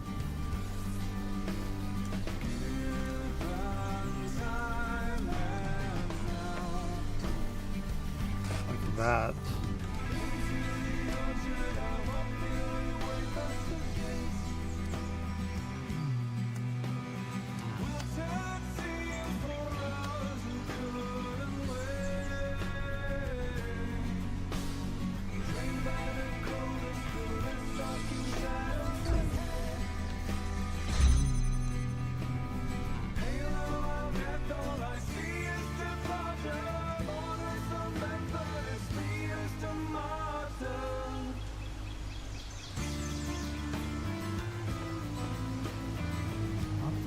why did they give me this block too?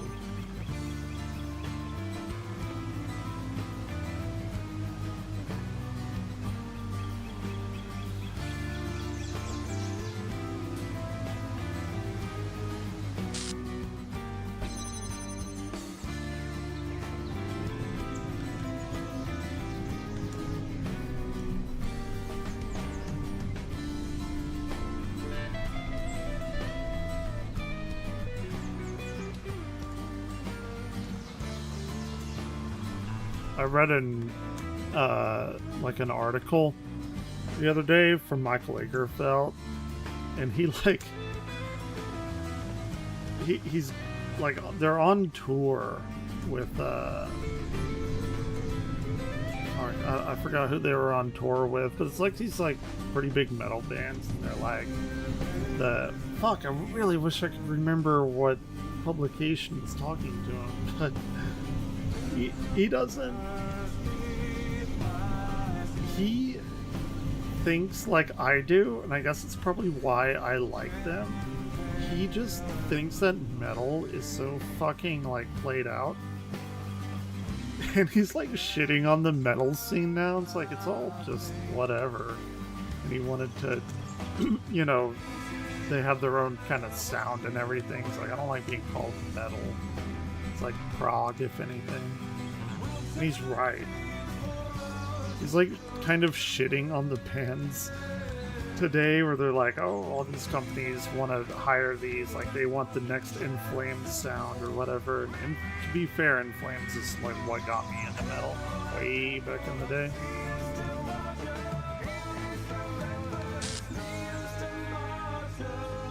But a lot of metal bands do sound like that.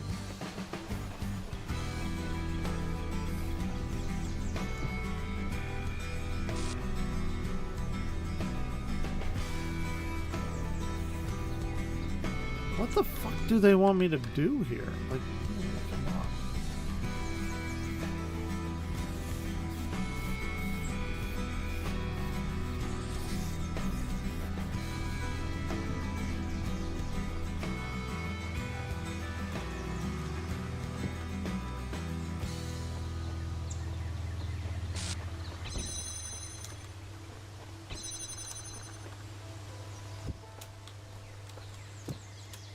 Get over.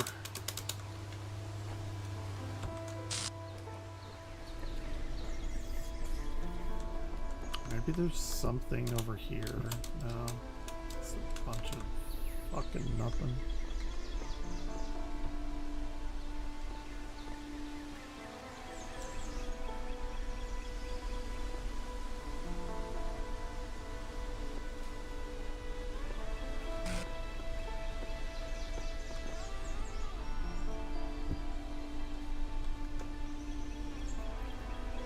I'm like completely stuck on this.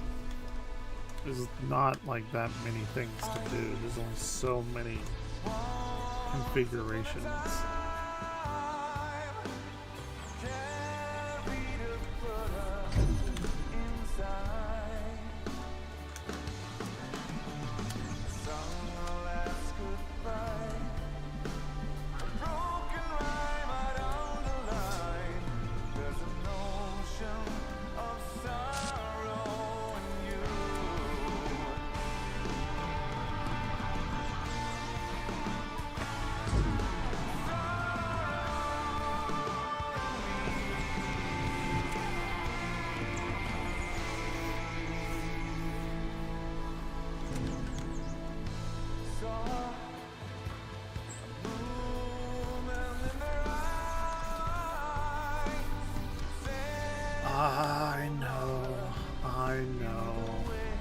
I fucking understand now. Just clicked in my head.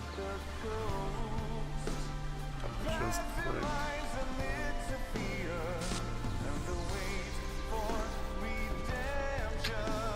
That's it. That's it. Good brain.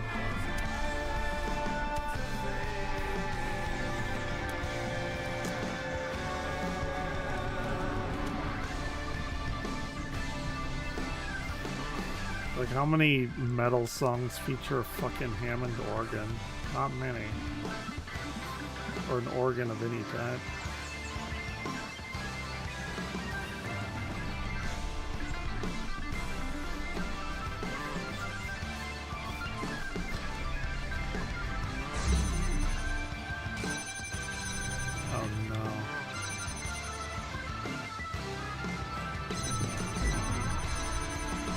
Oh no.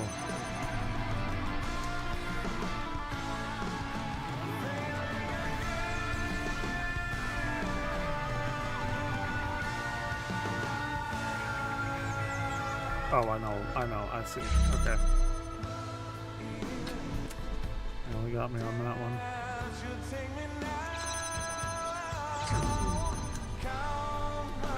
Clever, clever.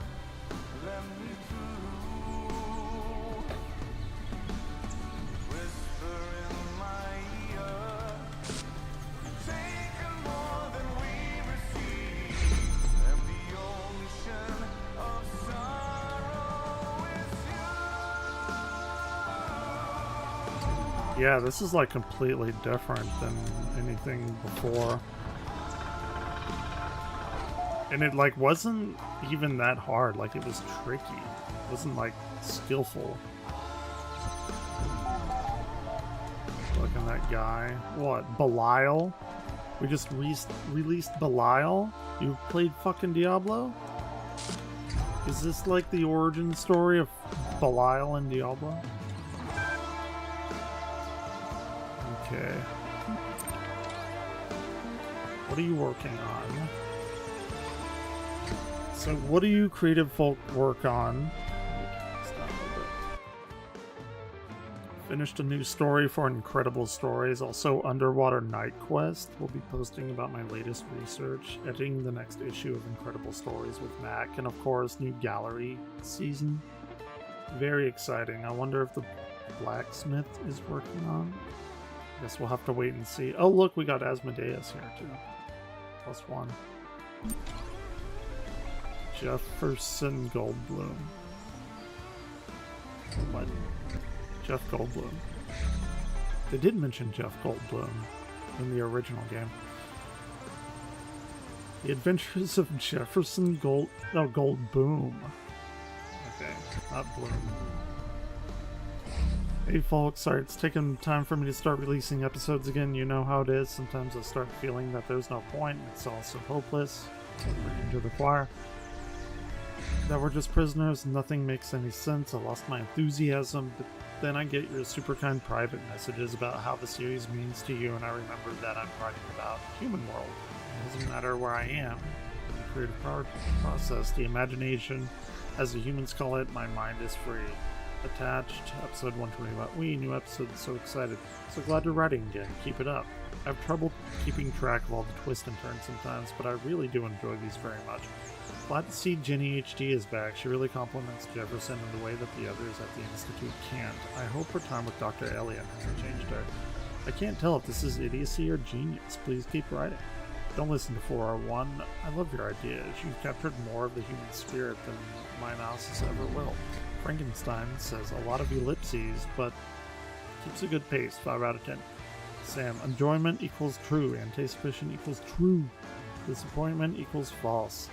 Borg says your characters give us an ideal to aspire to. I know you consider them to be more than adventures, but I believe they have a deeper importance. No more than adventures. So, see, they've already like not captured humanity, because this would never happen. It'd be like, this is shit, kill yourself. 0 out of 10, never ride again. 2 out of 10, too much water for some reason. And then all the rest of them would be like, kill yourself, some equally like degrading thing. Completely did not capture the human essence.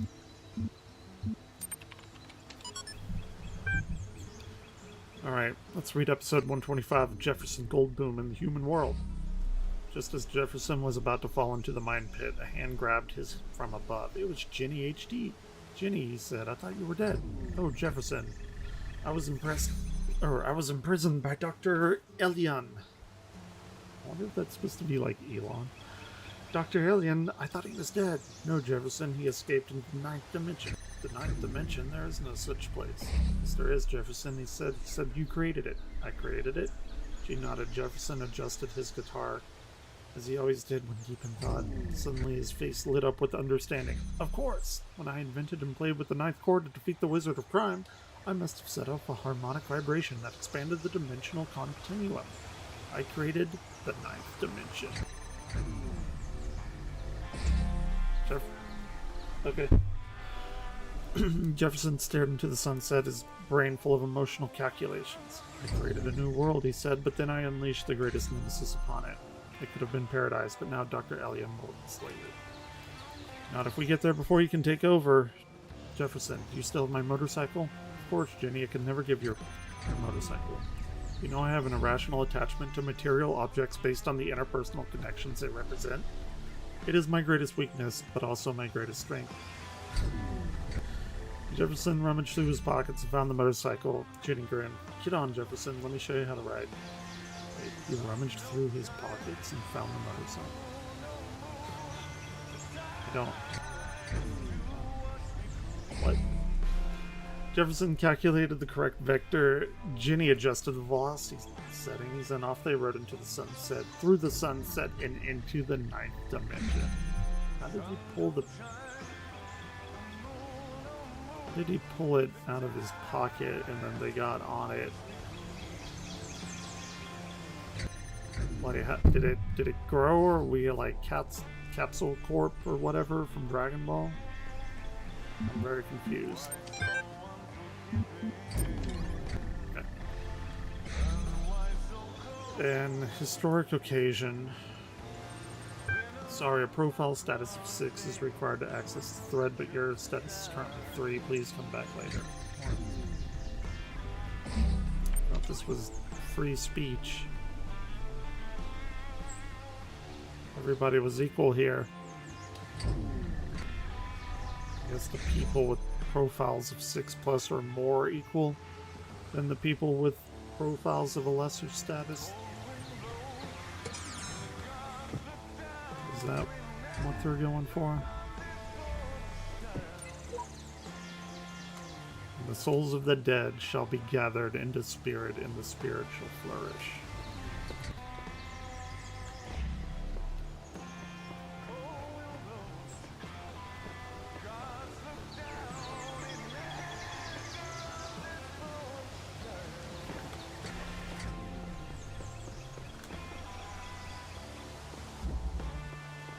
Open field. Damn, yeah, they really went with these like incredibly expansive areas.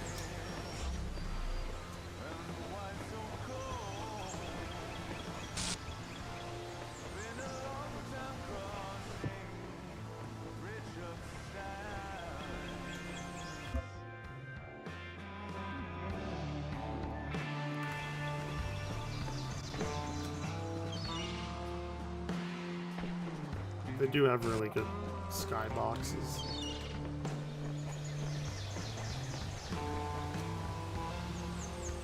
Holy shit, this is like huge. I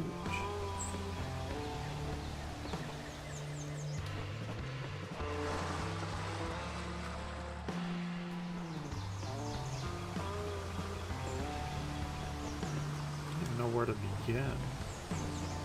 I don't even know where I'm going.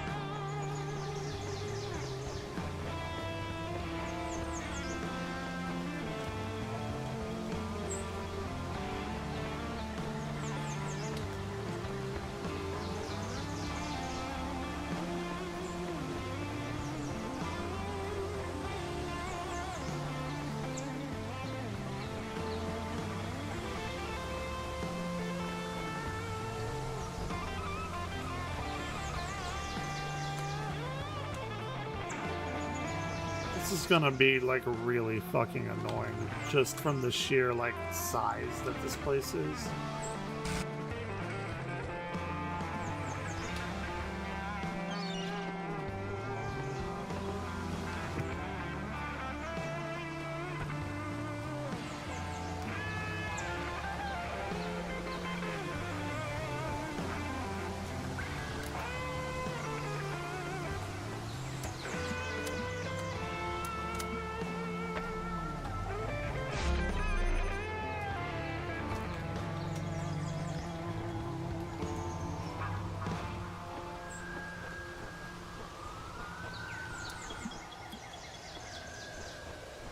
Okay,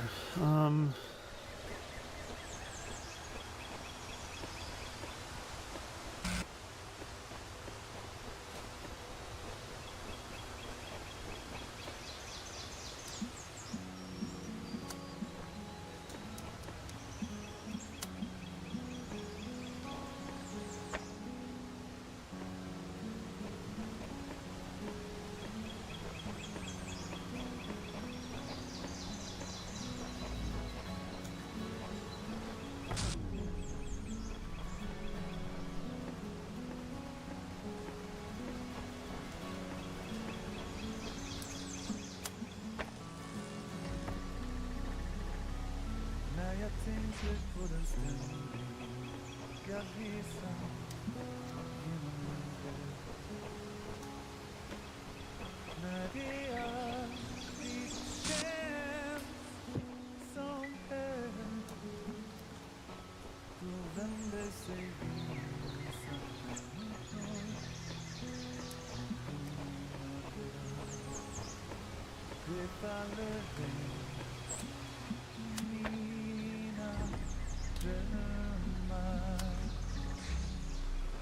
Jag måste resa igen.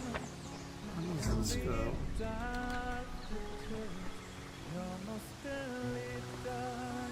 Wait, what happened?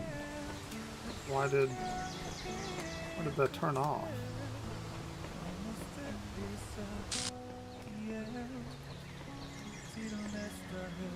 Oh. Oh.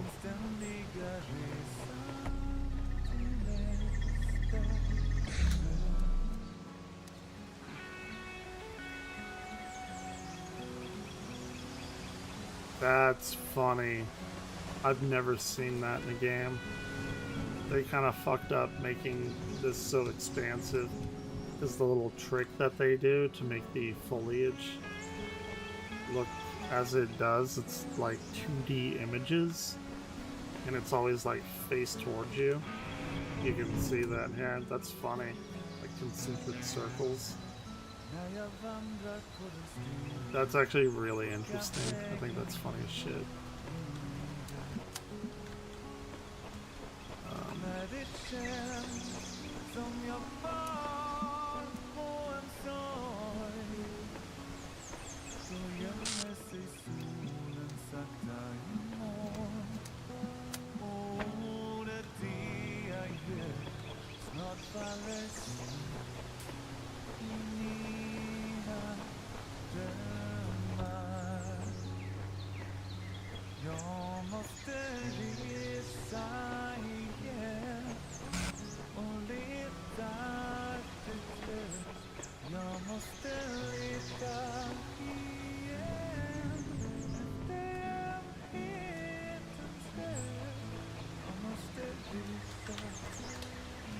Thinking that this should probably go like here.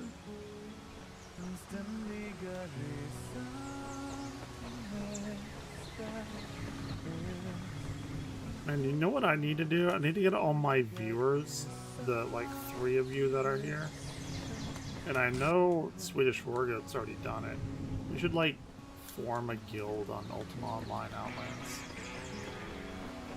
It'd be the shittiest guild ever. That'd be so much fun.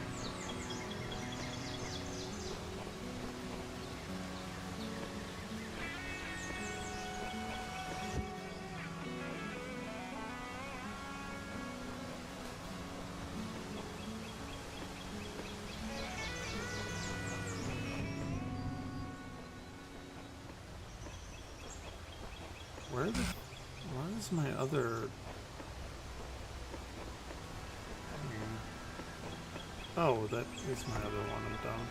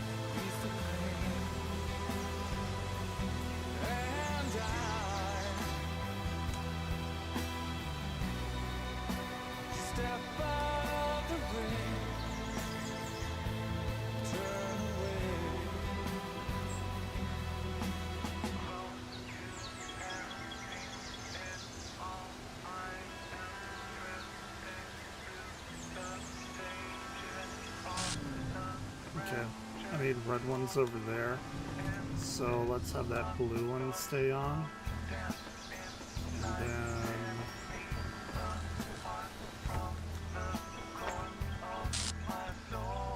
let's get the box.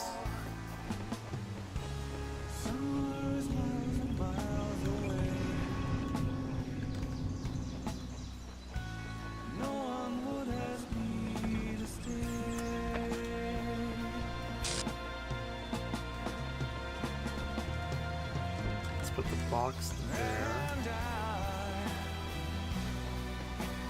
Contemplate this change.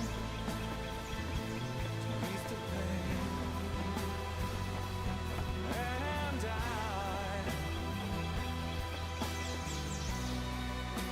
step out of the room, turn away. Wait.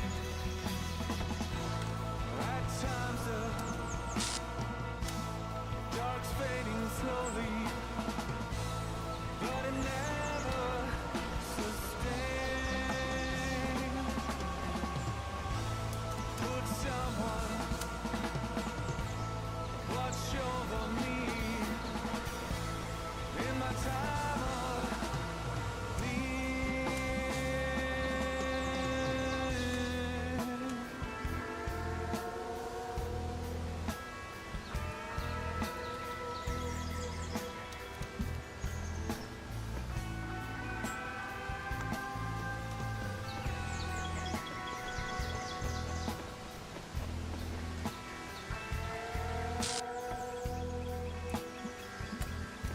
See if it works.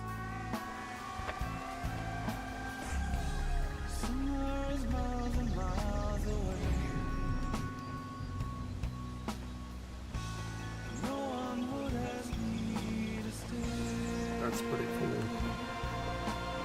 I like that.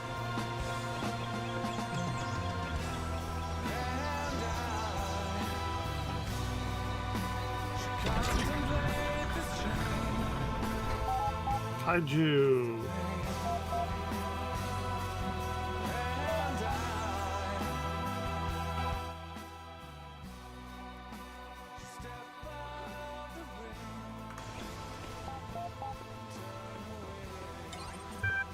Welcome back, Uriel. Copy 3. There are threads available. Show them.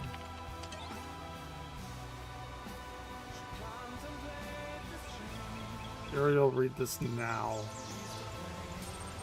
Sorry, profile status 4, but yours is 3. Well, how the fuck am I supposed to read it? What are you talking about? So I was working on this awesome interactive historical fiction masterpiece when all of a sudden there was an error message and the whole thing vanished. All of it, my whole file. Is this another prank? Oh, not a danger, my precious, we need the script for such a prank. Board says, look, looks like this is probably my fault. 401, I was experimenting with the system as part of an attempt to add some new features. It's possible your file still exists somewhere. I'll go look for it. Is this kind of thing likely to happen again? Not very, and don't start causing a panic. It's some crazy theory now, okay? It was an accident. Threat has been logged.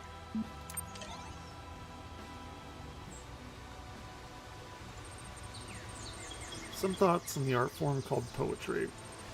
I've thought about this too, but maybe it's wrong to focus on such negativity. We certainly seem to be in a very fertile period at the moment. I don't have an opinion, but I'm impressed by your work, Mr. Musselby. You know so much more about the past than any of us. Your theories are interesting, but I'm sure Milton would point out some pretty big gaps in your assumptions. Milton isn't here, dog. Okay.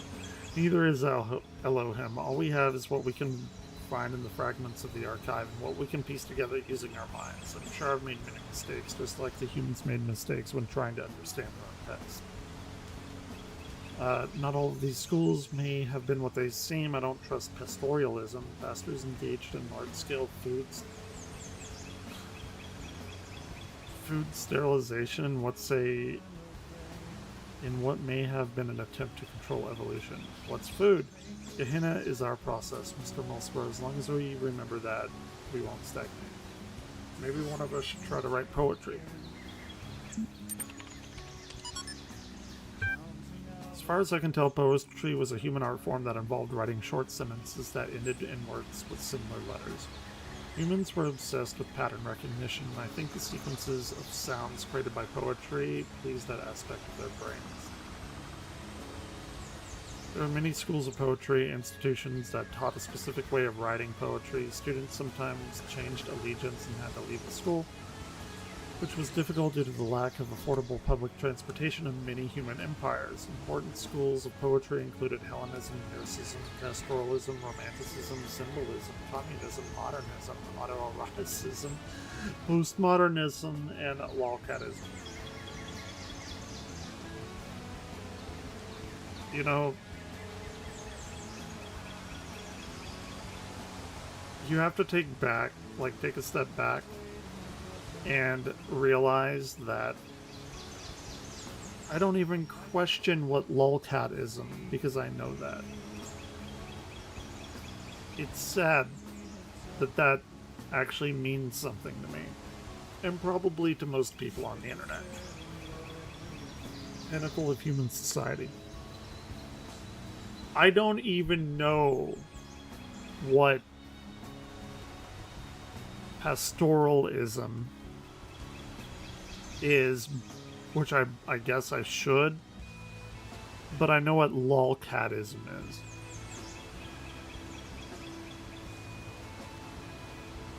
That's sad. That's probably the most poignant thing I've seen in this game so far.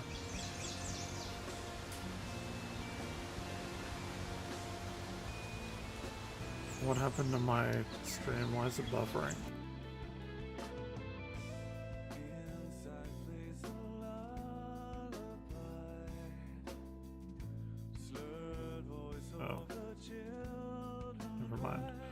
I'm not sure I can fully back this up, but I feel like in later years poetry somehow stagnated. Most of the poetry from latter human centuries seemed to be lacking in the quality of craft that defines the early work. And there are even texts that suggest that poetry intentionally no longer aimed at aesthetics or even pleasure. Poetry became disconnected from the human process. The poet Adrian Mitchell famously wrote, "Most people ignore most poetry because most poetry ignores most people." I can't help but wonder whether that kind of stagnation can happen to us too. How long can our work keep flourishing when we are so limited? We are outside Elohim's process. But where is our process? We must consider such questions carefully if we are to able to preserve Gehenna and its achievements.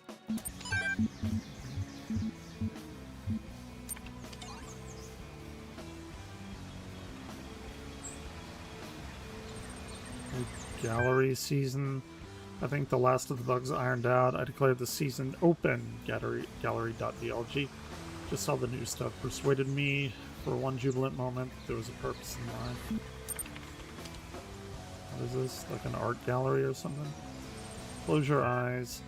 You're standing in the entrance to a gallery. There's a desk with a stack of leaflets on it and a number of corridors leading to different sections of the exhibition. I pick up a leaflet. It advertises the gallery's new displays on theme of the past, and it features a biography on the blacksmith and Mr. Mulciber, season's leading lights. Apparently, Mr. Mulciber is inspired by finding new ways to explore the world that came before. It also features a useful gallery map.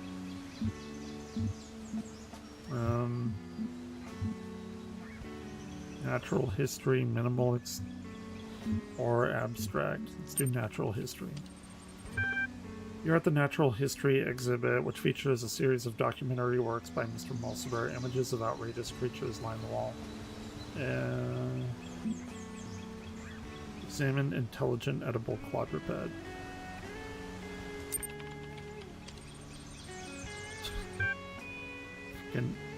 Oh look, it's mind-blowing art. Intelligent edible quadruped. Developed from descriptions of ancient creatures uncovered in the library archives. A little fucking 6 for the curly tail.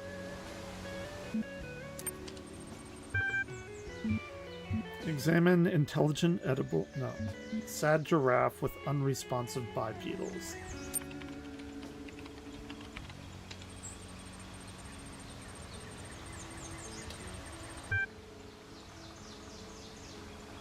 Patrons have queried whether the giraffe is sad because the humans appear to be dead, or whether the humans are dead because they saddened the giraffe. That's deep. No one will ever know. Mr. Mulciber has refused to say.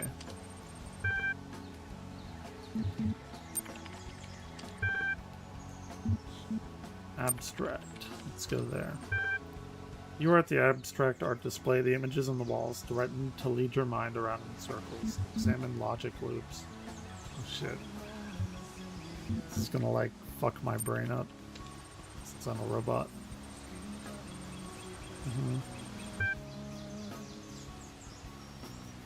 So there's a 0 there and a 1 there.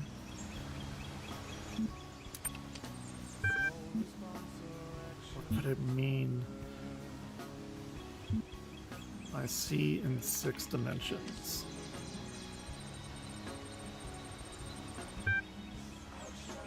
Yep. Impossible shape. Good shit.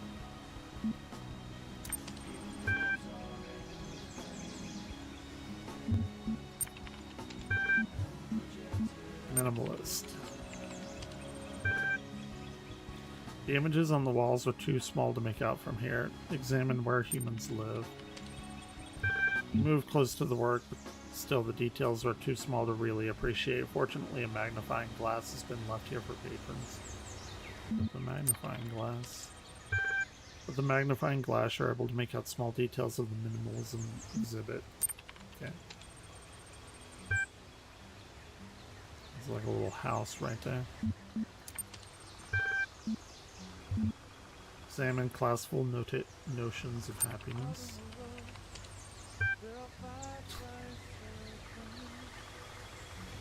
Well, there it is.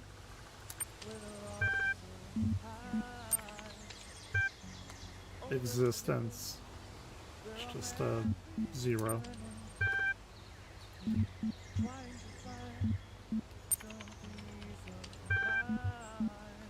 Beautiful.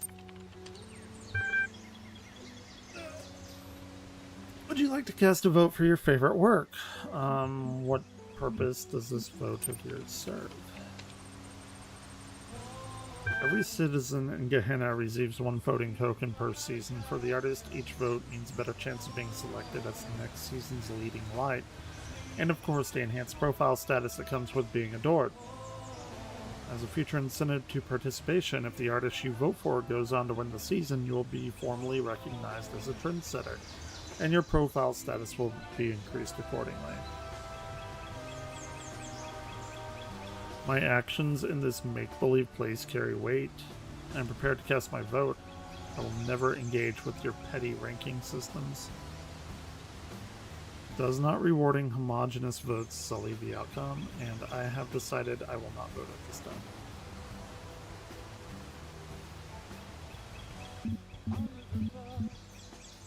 I'll cast my vote. There's so many displays this season. How would you like to vote? Which one did I like the best?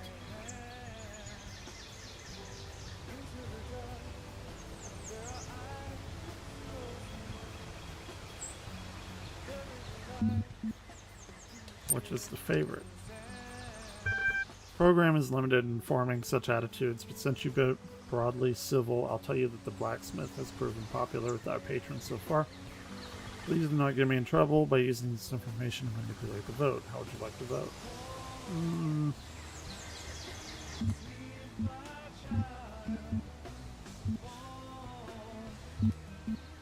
I like existence.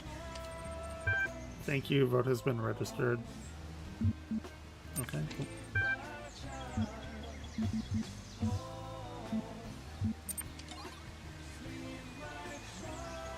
Underwater Night Quest.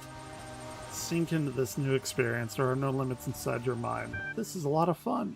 The map is an interesting feature but underused. The story is simplistic and full of anachronisms. 4 out of 10. How to get the second ending. I'm pretty sure there's a secret location that's always not visible. This reminds me of the blacksmith's work, though it expresses a very different philosophy. One could argue that this is reflected in the open world structure, as opposed to the emphasis on journeys in the blacksmith interactive stories. There are indeed many anachronisms, but I believe that's part of Belial's ethos, not one that I agree with, as you, but more than just a mistake. Wait, ooh, I want to play Underwater Night Quest. Hell yeah. Close your eyes. Underwater Night Quest. Good game. Your name is Arthur Sadko, and you're a young human of the medieval age. You're in a peaceful village,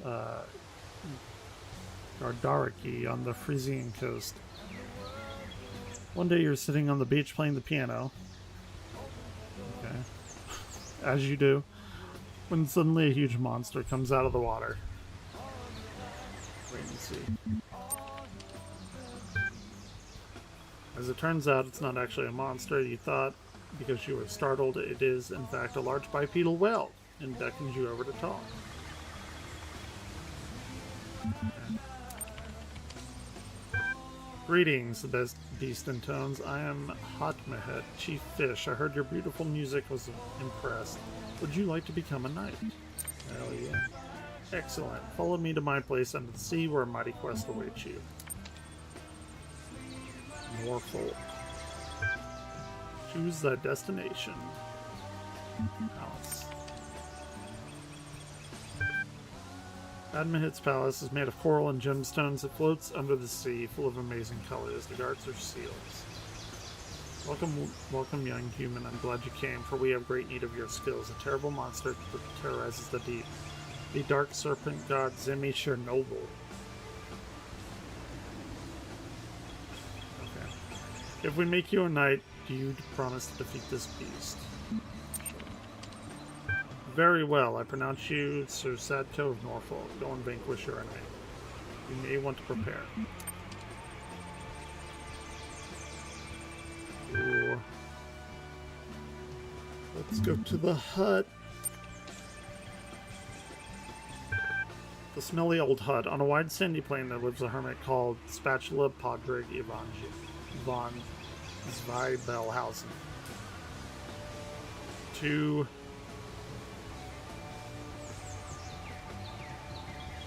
something house? Plan? Anyway. He was once the greatest mage in all Norfolk.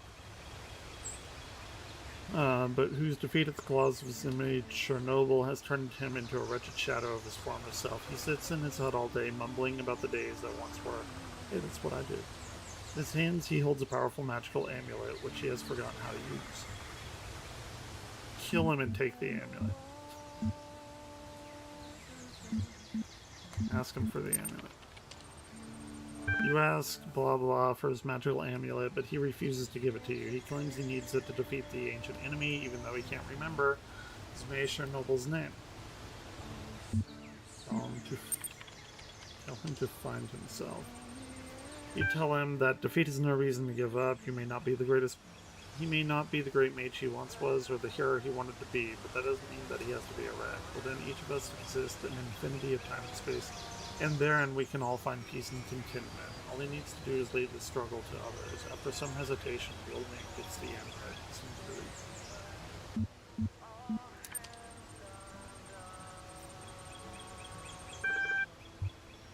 Let's go to the end. Amy's Inn is a popular travel destination for mer people seeking to enjoy the restorative properties of the nearby thermal vents. It's a lovely building, 3 stories, classic hypothalasian Norfolk style. Amy herself is kindly old woman, slightly round and an excellent cook. I get a meal, right? You sit down in a large comfy chair by a solid wooden table. You order the special of the day. The waiter leaves and returns after a few minutes with a delicate porcelain plate full of delicious smelling soup. As he sits it down, however, you notice a small problem. There's a shield in my soup. The waiter seems shocked. "Oh dear," he says. "Oh dearie dear, how terrible, how embarrassing. Allow me to apologize most profusely." He hesitates. "Would you like to keep the shield, or should I throw it away?" "Very good, sir and or madam." He brings another soup. It's excellent. You feel profoundly satiated. Get a room. You get a room on the 3rd floor. The room is slightly haunted, but otherwise fine. You want to have a strange dream? You dream of an eternal cycle of suffering, which is surprisingly funny. Seeing clownfish, you can see the future. And the future is the past, and the past is the future. The present is suffering. Surrounded by the past and future.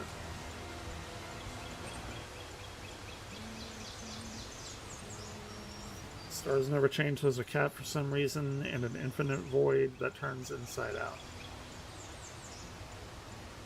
And you're the clownfish. You wake up with the strange feeling of half remembering something. The memory will sting fade.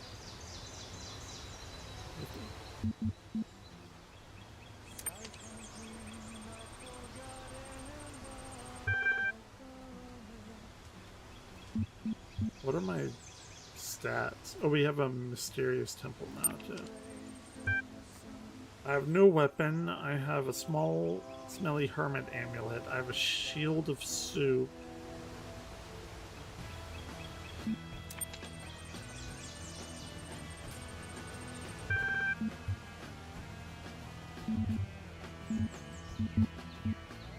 Temple. You're not quite sure how you found this place, but you can sense its power, even though the temple consists of no more than a few columns surrounding a fishbowl. And ancient magic infuses the place. A man dressed in rough robes approaches you. "You have come," he says. "You have come to hear the word of Talos. Kill him. It brings love. Break its legs." Inexplicably enraged by the old man's words, you attack him. You grab a book of ancient Greek mythology, which you find next to a column, and beat him to death with it, screaming incoherently all the while. You feel better. In fact, you feel a lot better. You also feel very sleepy. Sleep in the bed. On the next morning, you open your eyes with a new sense of purpose. You're no longer afraid of failure. You remember the words of the greatest of all sages, the Holy Quantum. Failure is an opportunity to learn something new. Your power has grown.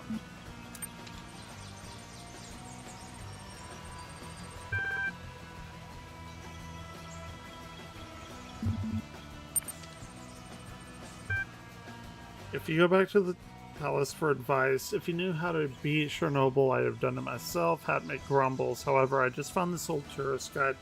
I thought you might find it useful. Don't mind the stains. Dungeon.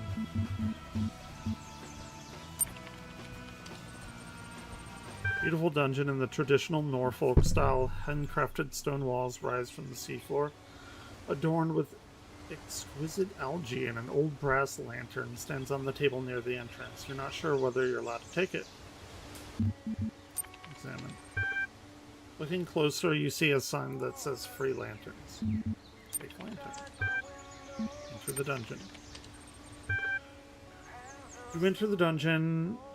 The inside is as beautiful as the outside, a maze of twisty little passages, all tastefully arranged. We're gonna go north.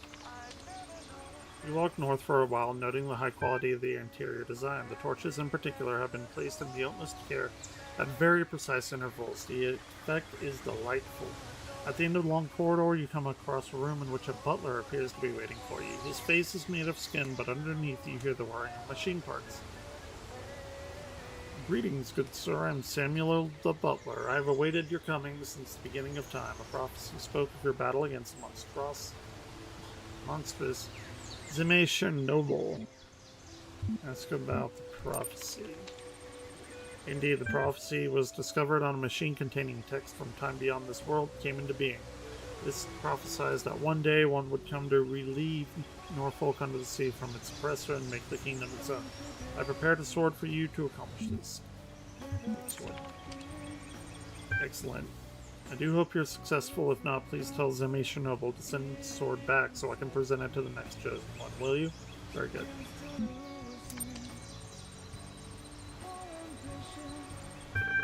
I think we're ready to go into the lair. And we got like everything here.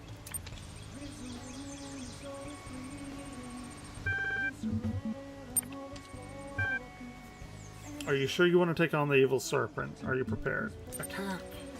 You confront the serpent god Zemation Noble in his lair. The fight is long and hard, but alas you succeed where so many before you have failed. You emerge from the lair covered in blood, your hands trembling, a huge tooth embedded in your shoulder, and carrying the head of Zemation Noble. You are victorious. To the palace! You enter the palace triumphantly holding your trophy. The guards are clapping. I can't believe you actually did it. Hadamahit says, you are a true knight. You deserve a great reward. Kill Hamatahit and claim the realm. I'll get the reward, I guess. The greatest reward is inspiration. Hear my song and free your imagination. Hamatahit begins to sing. The song is simple but hauntingly beautiful. You begin to fade. You find yourself on the beach where it all began, near your home in Gardarki, on the Phrygian coast. Playing the piano with your eyes closed, you feel like you just drifted off to sleep for a while, but now inspiration struck, and you're composing a hauntingly beautiful piece of music in your head. Some of your friends worry that they'll never leave the village, that they'll never have adventures, but you don't share that fear. You know that freedom is within you, and you can find whole worlds just sitting here gazing out at infinity. The end. Congratulations! For exploring another world, your profile status is increased from 3 to 4. Read this now. What I tried to and failed to achieve for so many years has occurred. I'm writing these words from outside of my cell. An angel appeared and released me from captivity. His name is Yuri. Well, the other one, Garrett, you've been yanking the background code for years and never got further than the force field in front of you. Mr. Milsberg says, are you suggesting the messenger is free to go wherever he pleases? Now that's quite unprecedented. What exactly did he say? Where are you now? I'm in a world I've never seen before. The angel has not said a word, merely released me. I felt compelled to come here. I'll treat the existence of this messenger as dubious until I have laid eyes on him roaming the world myself. I assure you, I am every bit as corporeal as everyone else. Don't mind Dork, the mods are always trying to shut people down. Just tell us, is it true you're going to release everyone? Is it true the world is coming to an end? Where are you taking us? Elohim has realized his mistakes and sent me here to undo them. This world has fulfilled its purpose, and the end of days approaches. It is my duty to release you from imprisonment and help you ascend. This is all I know. The moderation panel is kindly requesting that citizens withhold judgment on the veracity of the statements until further data can be acquired. Thank you for your patience. You'll receive the maximum number of replies for this thread at this time. My ridiculous name is Dog. What's yours? All this time, it really only occurred to me my name is ridiculous. Must be because everyone else is equally or more so. Where do they even come from? For a long time under Elohim's wing, I questioned much, until eventually it was the undoing of my entire fate. What reason could there possibly be other than the random whims of the program? Frankenstein says, however, our names were assigned. The system has no respect for grammar. I often theorize that they were drawn from some database deep inside the archive, but I was never able to find a connection. Or one said, seriously, we're all in over our head. We're all in the other thread talking about this messenger fellow and the coming apocalypse. And you guys are here discussing nomenclature. My status isn't high enough to access that thread, you troll, and neither is yours. Seriously, though, if you can see a copy-paste discussion for me.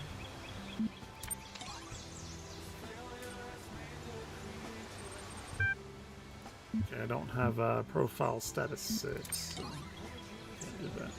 What are you working? Oh, introduction. Let's see.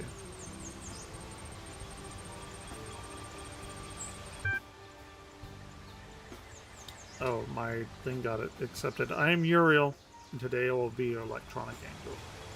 I like this guy already. I wish I could be in your shoes, see everything again with fresh eyes, have fun.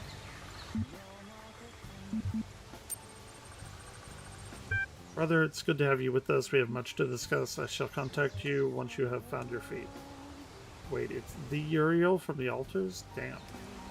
The Uriel who gives the most cryptic, least helpful clues about one could imagine. Whoop-de-doo.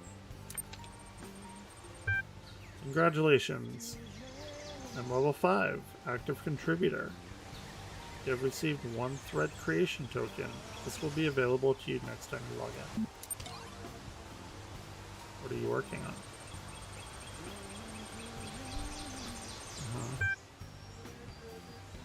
Mac, are you working on a new episode of Jefferson Goldboom? Yes, awesome. Look forward to it. I don't think we've heard from Lamb yet. And we can't do that. Not level 6. Okay. It's a lot. Holy shit. It's a lot of reading.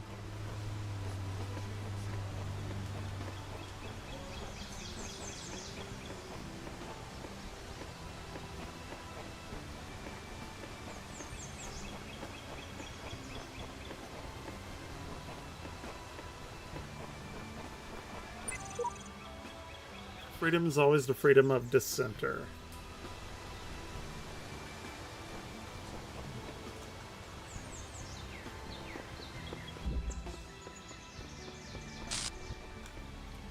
One more and then we'll do something else.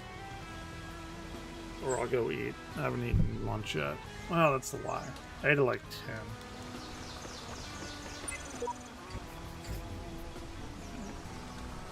What have I not done yet? To me, the honor of sufficient belonging to the universe, such a great universe, and so grand a scheme of things, not even death can rob me of that honor, for nothing can alter the fact that I have lived. I have been I, if for ever so short of a time. Fair enough.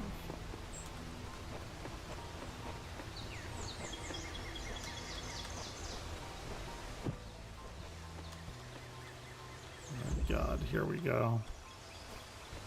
Saving the worst for last.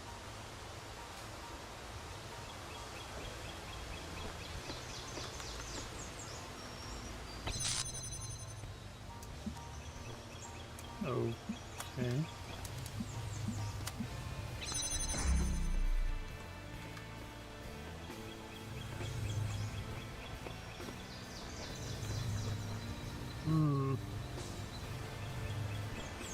Let's see.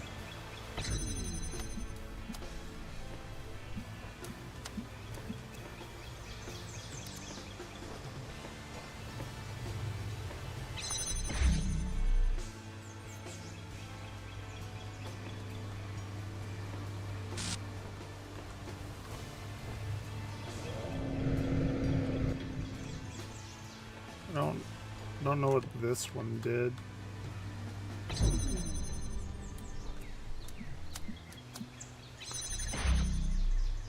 Unless that keeps that door open, probably.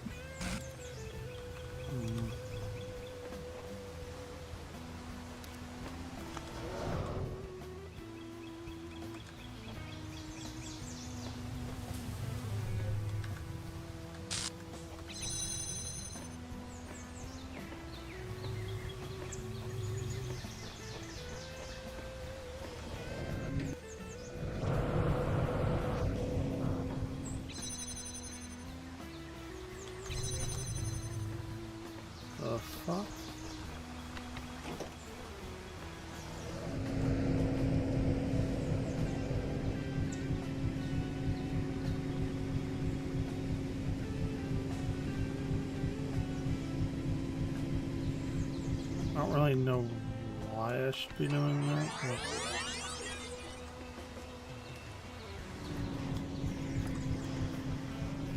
Oh shit, that's why.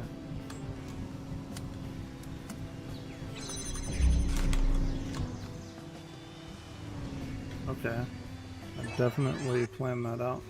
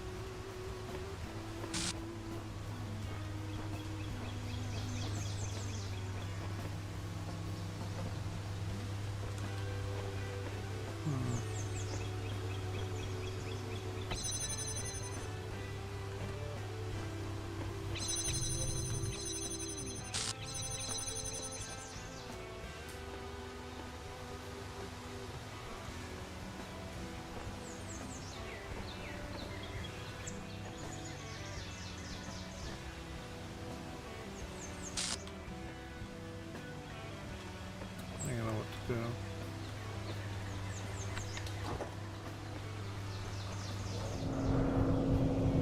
Let's let that play out for a minute. So what's up? If anyone's here.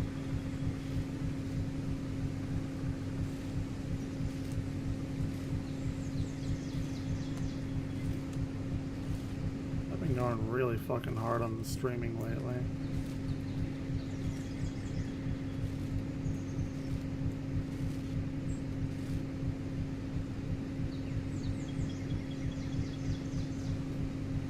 Okay.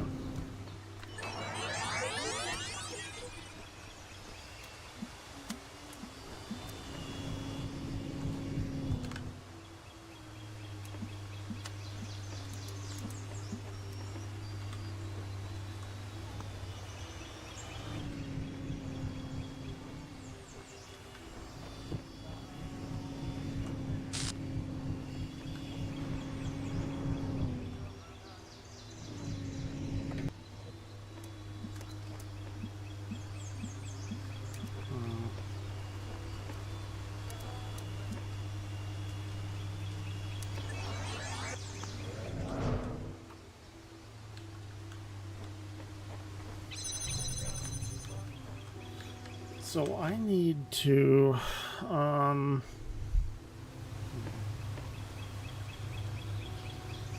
reset. I think I know what I need to do.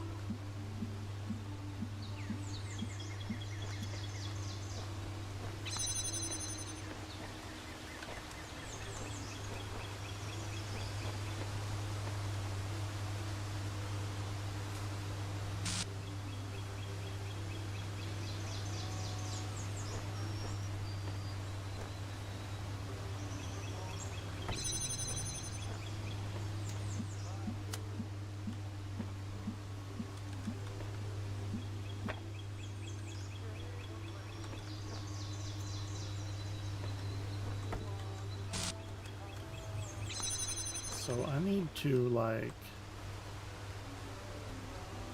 come over here, set a pylon down.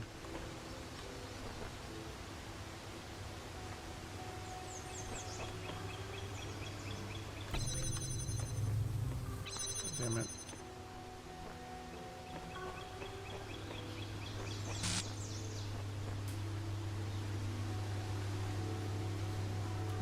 probably like making it way harder than it needs to be.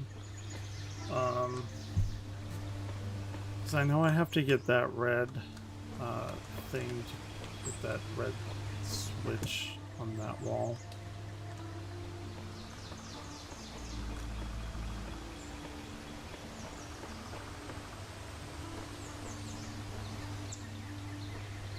So I record myself, pick this up, go over here,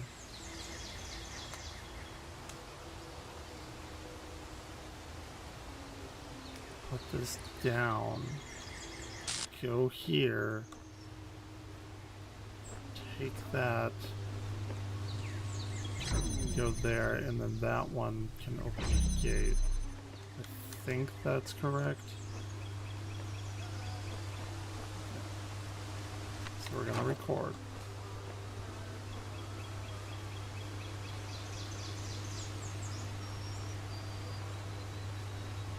Let's have a little time to get that. Then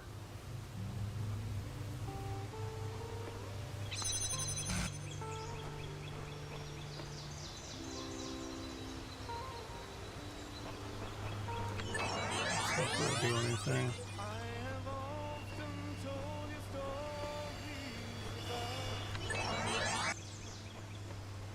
So I can't get in there if that's still on.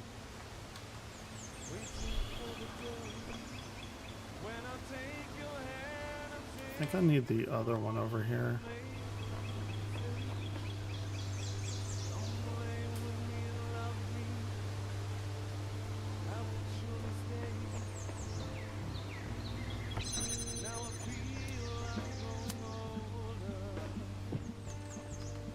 Can I not target that blue one over there?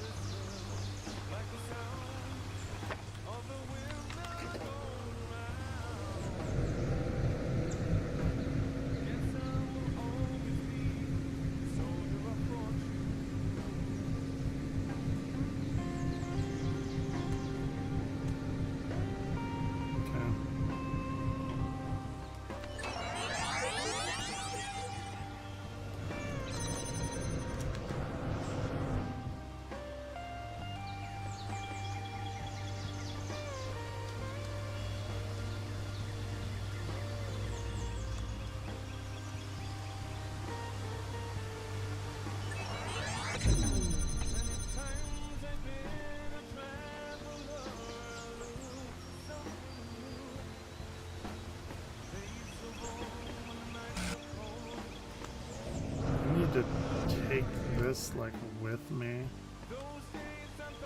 I'm pretty sure.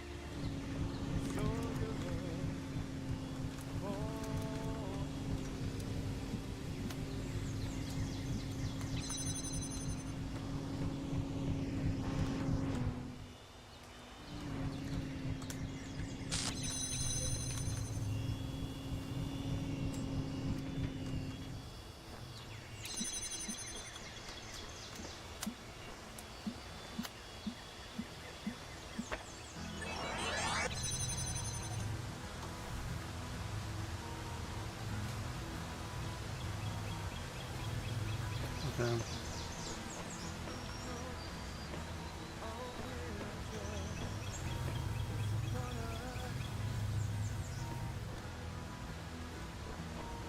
I may have fucked up. Wait, no, maybe not. Never mind.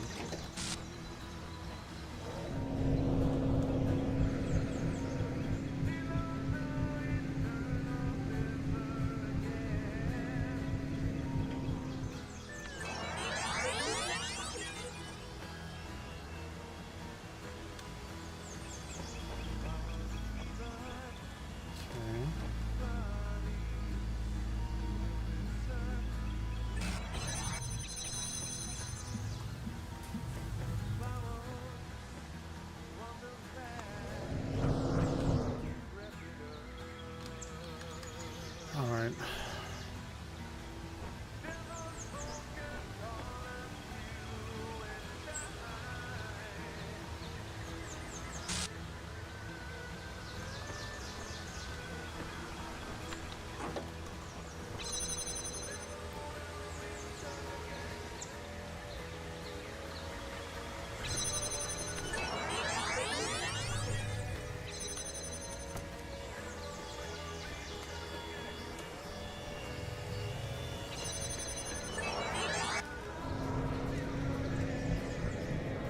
So let's do this.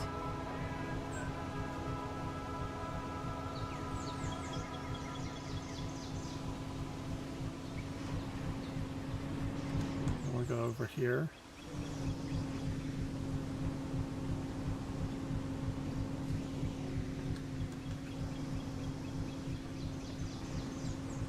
Waiting a few. We'll go back over here.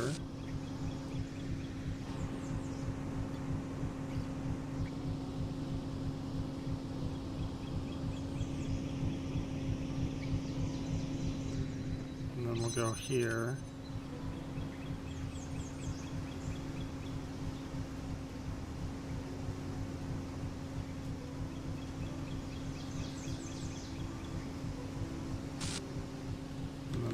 Let it go. So let's see.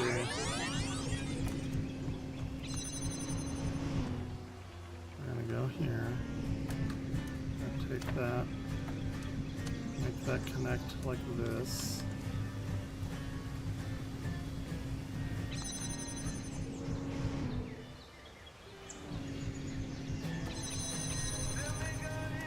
Okay.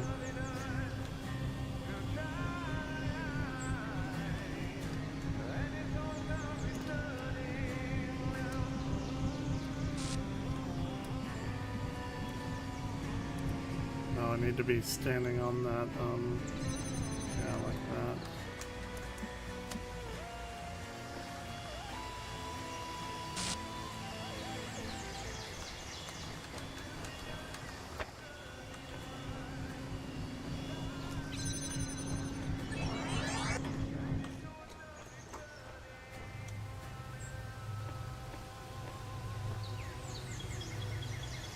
I should just be able to do this, stand here.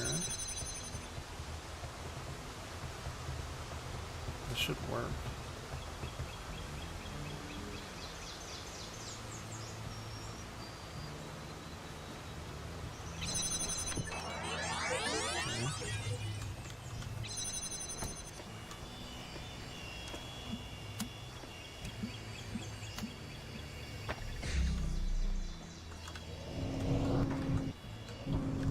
Shit.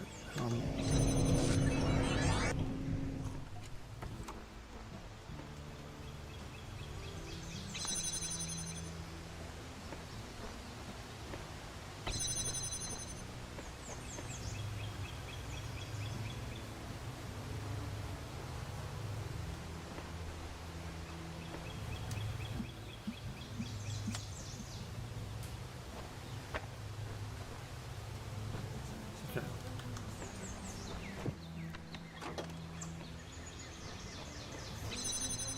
So I'm gonna go in there. I'm gonna get that. Walk over there. Put that there. And connect them.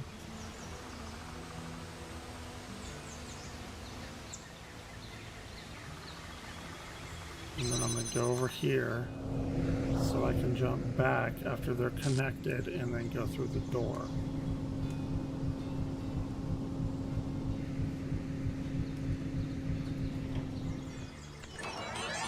See if it works.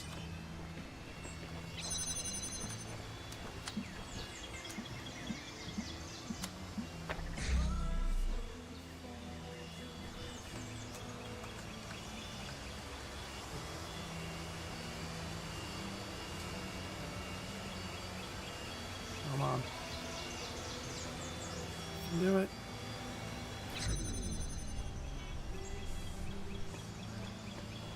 Shh.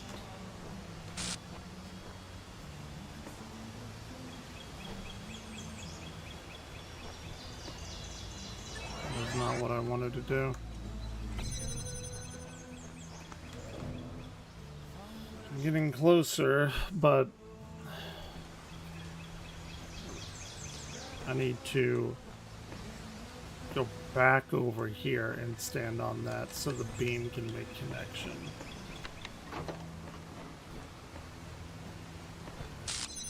So I need to get that. Put it over there.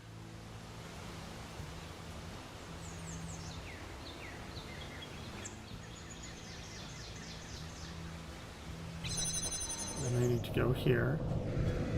So I'm going to launch myself over and set up everything over there. And then come back here.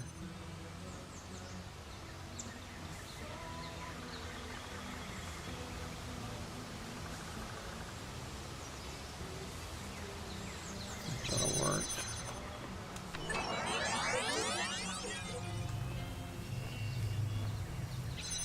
Mm-hmm.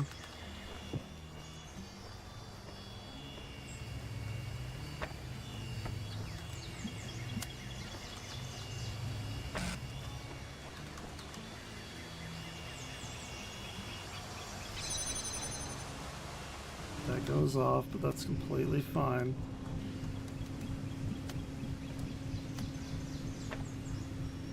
Because I should go back to the button. There it is. Get wrecked.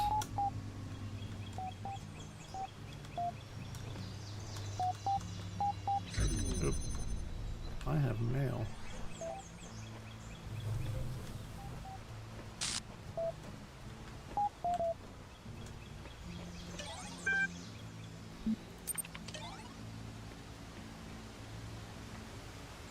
Great new thread. Why were you sent here? What is the truth about Gehenna? Thread has been created. Check back to see if anyone's replied. Can do.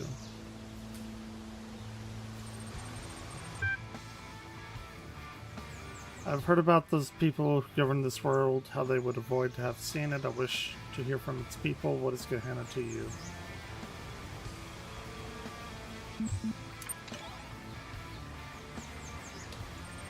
On food. Since Nave asked on a previous thread, I thought I'd write something about food with text. Let's read it.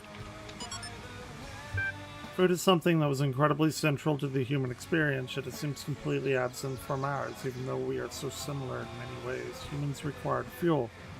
They got this fuel by consuming other living beings, of which there was a great variety in their world. Without fuel, they didn't merely slow down or temporarily stop functioning, as a power source is removed from... As when a power source is removed from a turret, but physically decayed in a way that could not be fixed. This meant that they had to constantly seek new sources of fuel, and at least 3 times a day. They also had to deal with one of those elements of their fuel that their body could not process. They also had to deal with those elements of the fuel. They were excreted through 2 large orifices between their legs. The latter subject matter was the source of many taboos, and also a great deal of humor, though this resulted in frequent controversy. The most famous artist to engage with this subject was called Scatman John, on his account of his specialization. Okay. One of the most ingenious things our human ancestors did was to inform the chore of fuel-seeking into a source of pleasure. Since parts of their bodies respond to chemical configurations by producing sensations, they use this trait to create a truly stunning variety of foods, each having a different so-called taste. Foods were available and widely distributed fueling stations, which also provided excrement removal facilities, so food became a source of pleasure. However, the inefficiencies of food distribution in human society frequently led to significant shortages for sections of human population. There were attempts to rectify this, ranging from moral appeals to struggles for systematic change, but I do not know if they succeeded before the end. Probably not. Weird, awesome stuff, thanks. I feel smarter now, smiley face. What I don't get is how so many didn't understand that they were machines. Every day they realized that they went around processing matter to extract energy, and they didn't even realize this has Talos principles stamped all over it. Perhaps they simply aspired to something more than just being food processing machines. That's still what they are, not if they chose to be more. I'm glad we don't have to deal with all that. We may have to when we get out of here. There is no out of here. Don't start fighting, folks. We know we depend on each other, and Mr. Multiple's theories are fascinating and give us an insight into the world that was, but we shouldn't forget the world that is, the world that we built here.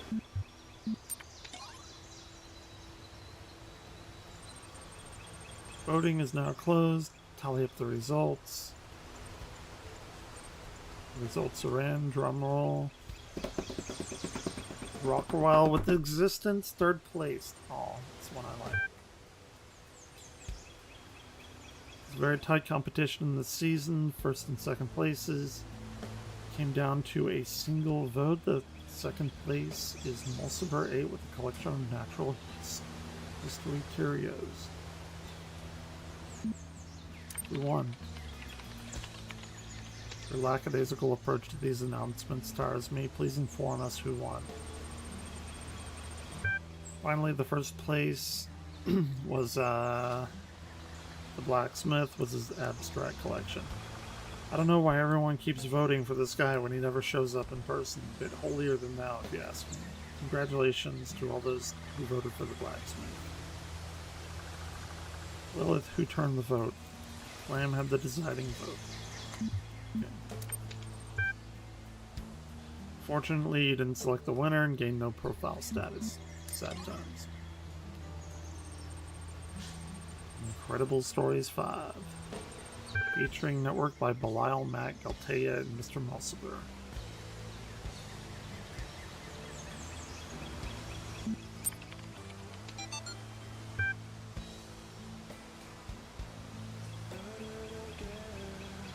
Once upon a time there was a small lake, and on the lake was an island. The island was a prison, and the prison lived a male human called Musky Rack.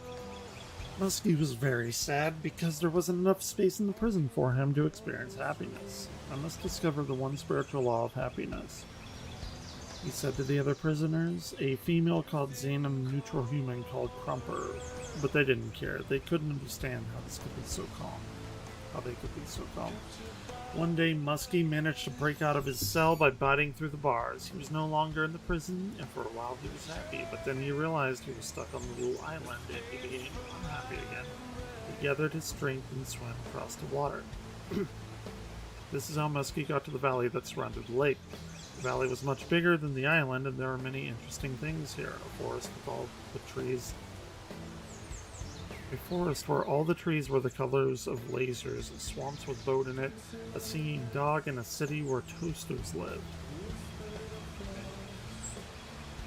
For some years, Musky was absorbed with all this, and he was happy. Then he started feeling trapped again. The valley was surrounded by the mountains, and soon they looked like prison walls. He tried climbing the mountains and came to a bigger country, but even then he was surrounded by oceans. Where was true freedom? Where was true happiness? When he'd almost lost hope, Musky met an old male human with a huge amount of white hair growing from his head. He lived in a small house by the beach where dolphins and whales and sea elephants came to the bask in the sun. He never went anywhere far from his house, but he was always happy. The old man's name was Quantum. Wise old quantum, how can I discover the spiritual law of happiness? Muskie said. I have searched for it everywhere, but I am always trapped. You have not looked everywhere, Quantum said. For you have not looked within. Close your eyes. Muskie closed his eyes, and for the first time in his life, he couldn't see any obstacles. No walls, no mountains, no oceans. The space within him was without end. And he could go wherever he wanted without even moving. He smiled. Muskie went back to the old prison where he started, and he understood why Zane and Cropper were always calm. They knew they had an infinity of time and space to explore within them. Together they set their sails and were happy and free. It's an interesting commentary on prison.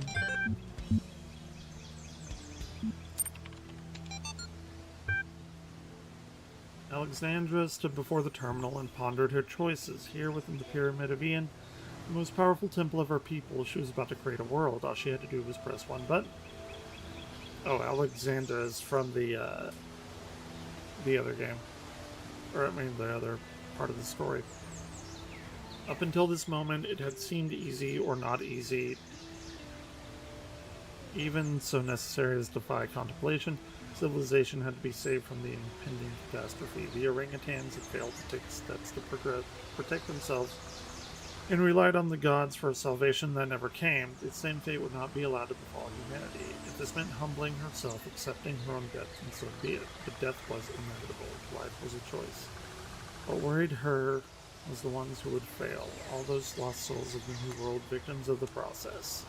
In creating them, was she not also responsible for their deaths?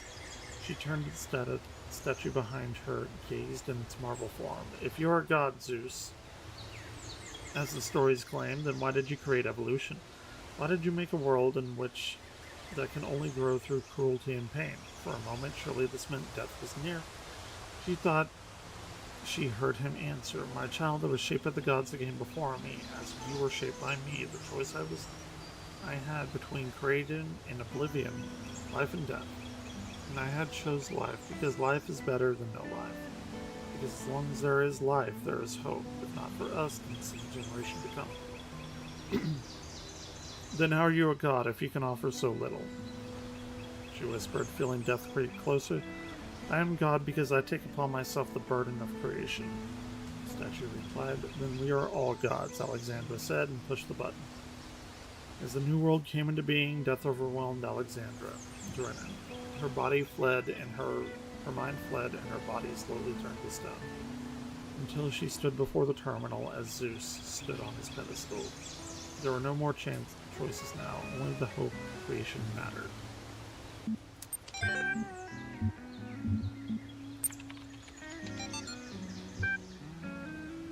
The blacksmith is one of the most mysterious members of the community. All of us have our opinions, but only the blacksmith chooses to express them purely through art.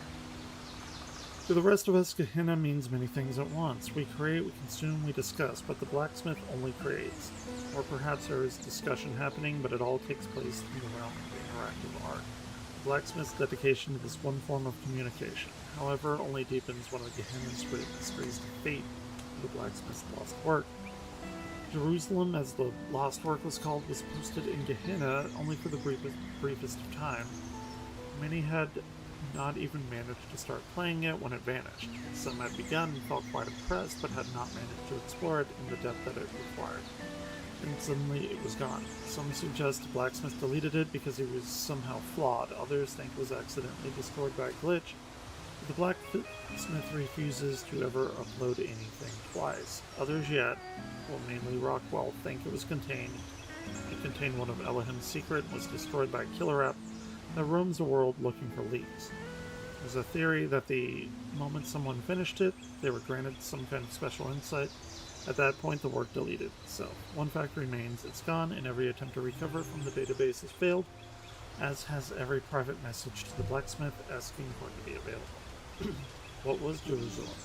What was it really about? We may look to the hints in the blacksmith's more recent works. We may hope the file turns up again someday, but the truth may never be known.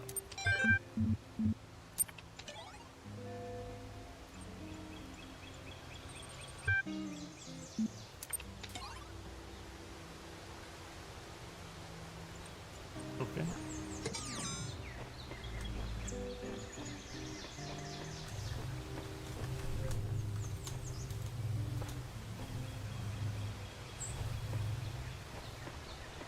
And there was stars over there, I think.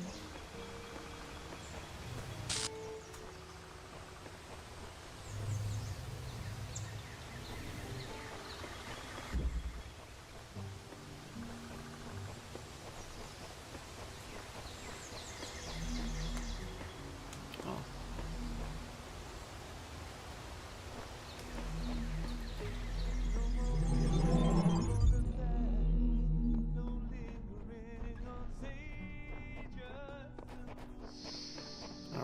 Alright, I'm gonna call it down. I gotta get some food. I'll be back in a few hours. Until then, I think we'll play, maybe Ultima? I don't know. We'll see. Anyway, I'll be back in a few. Take it easy.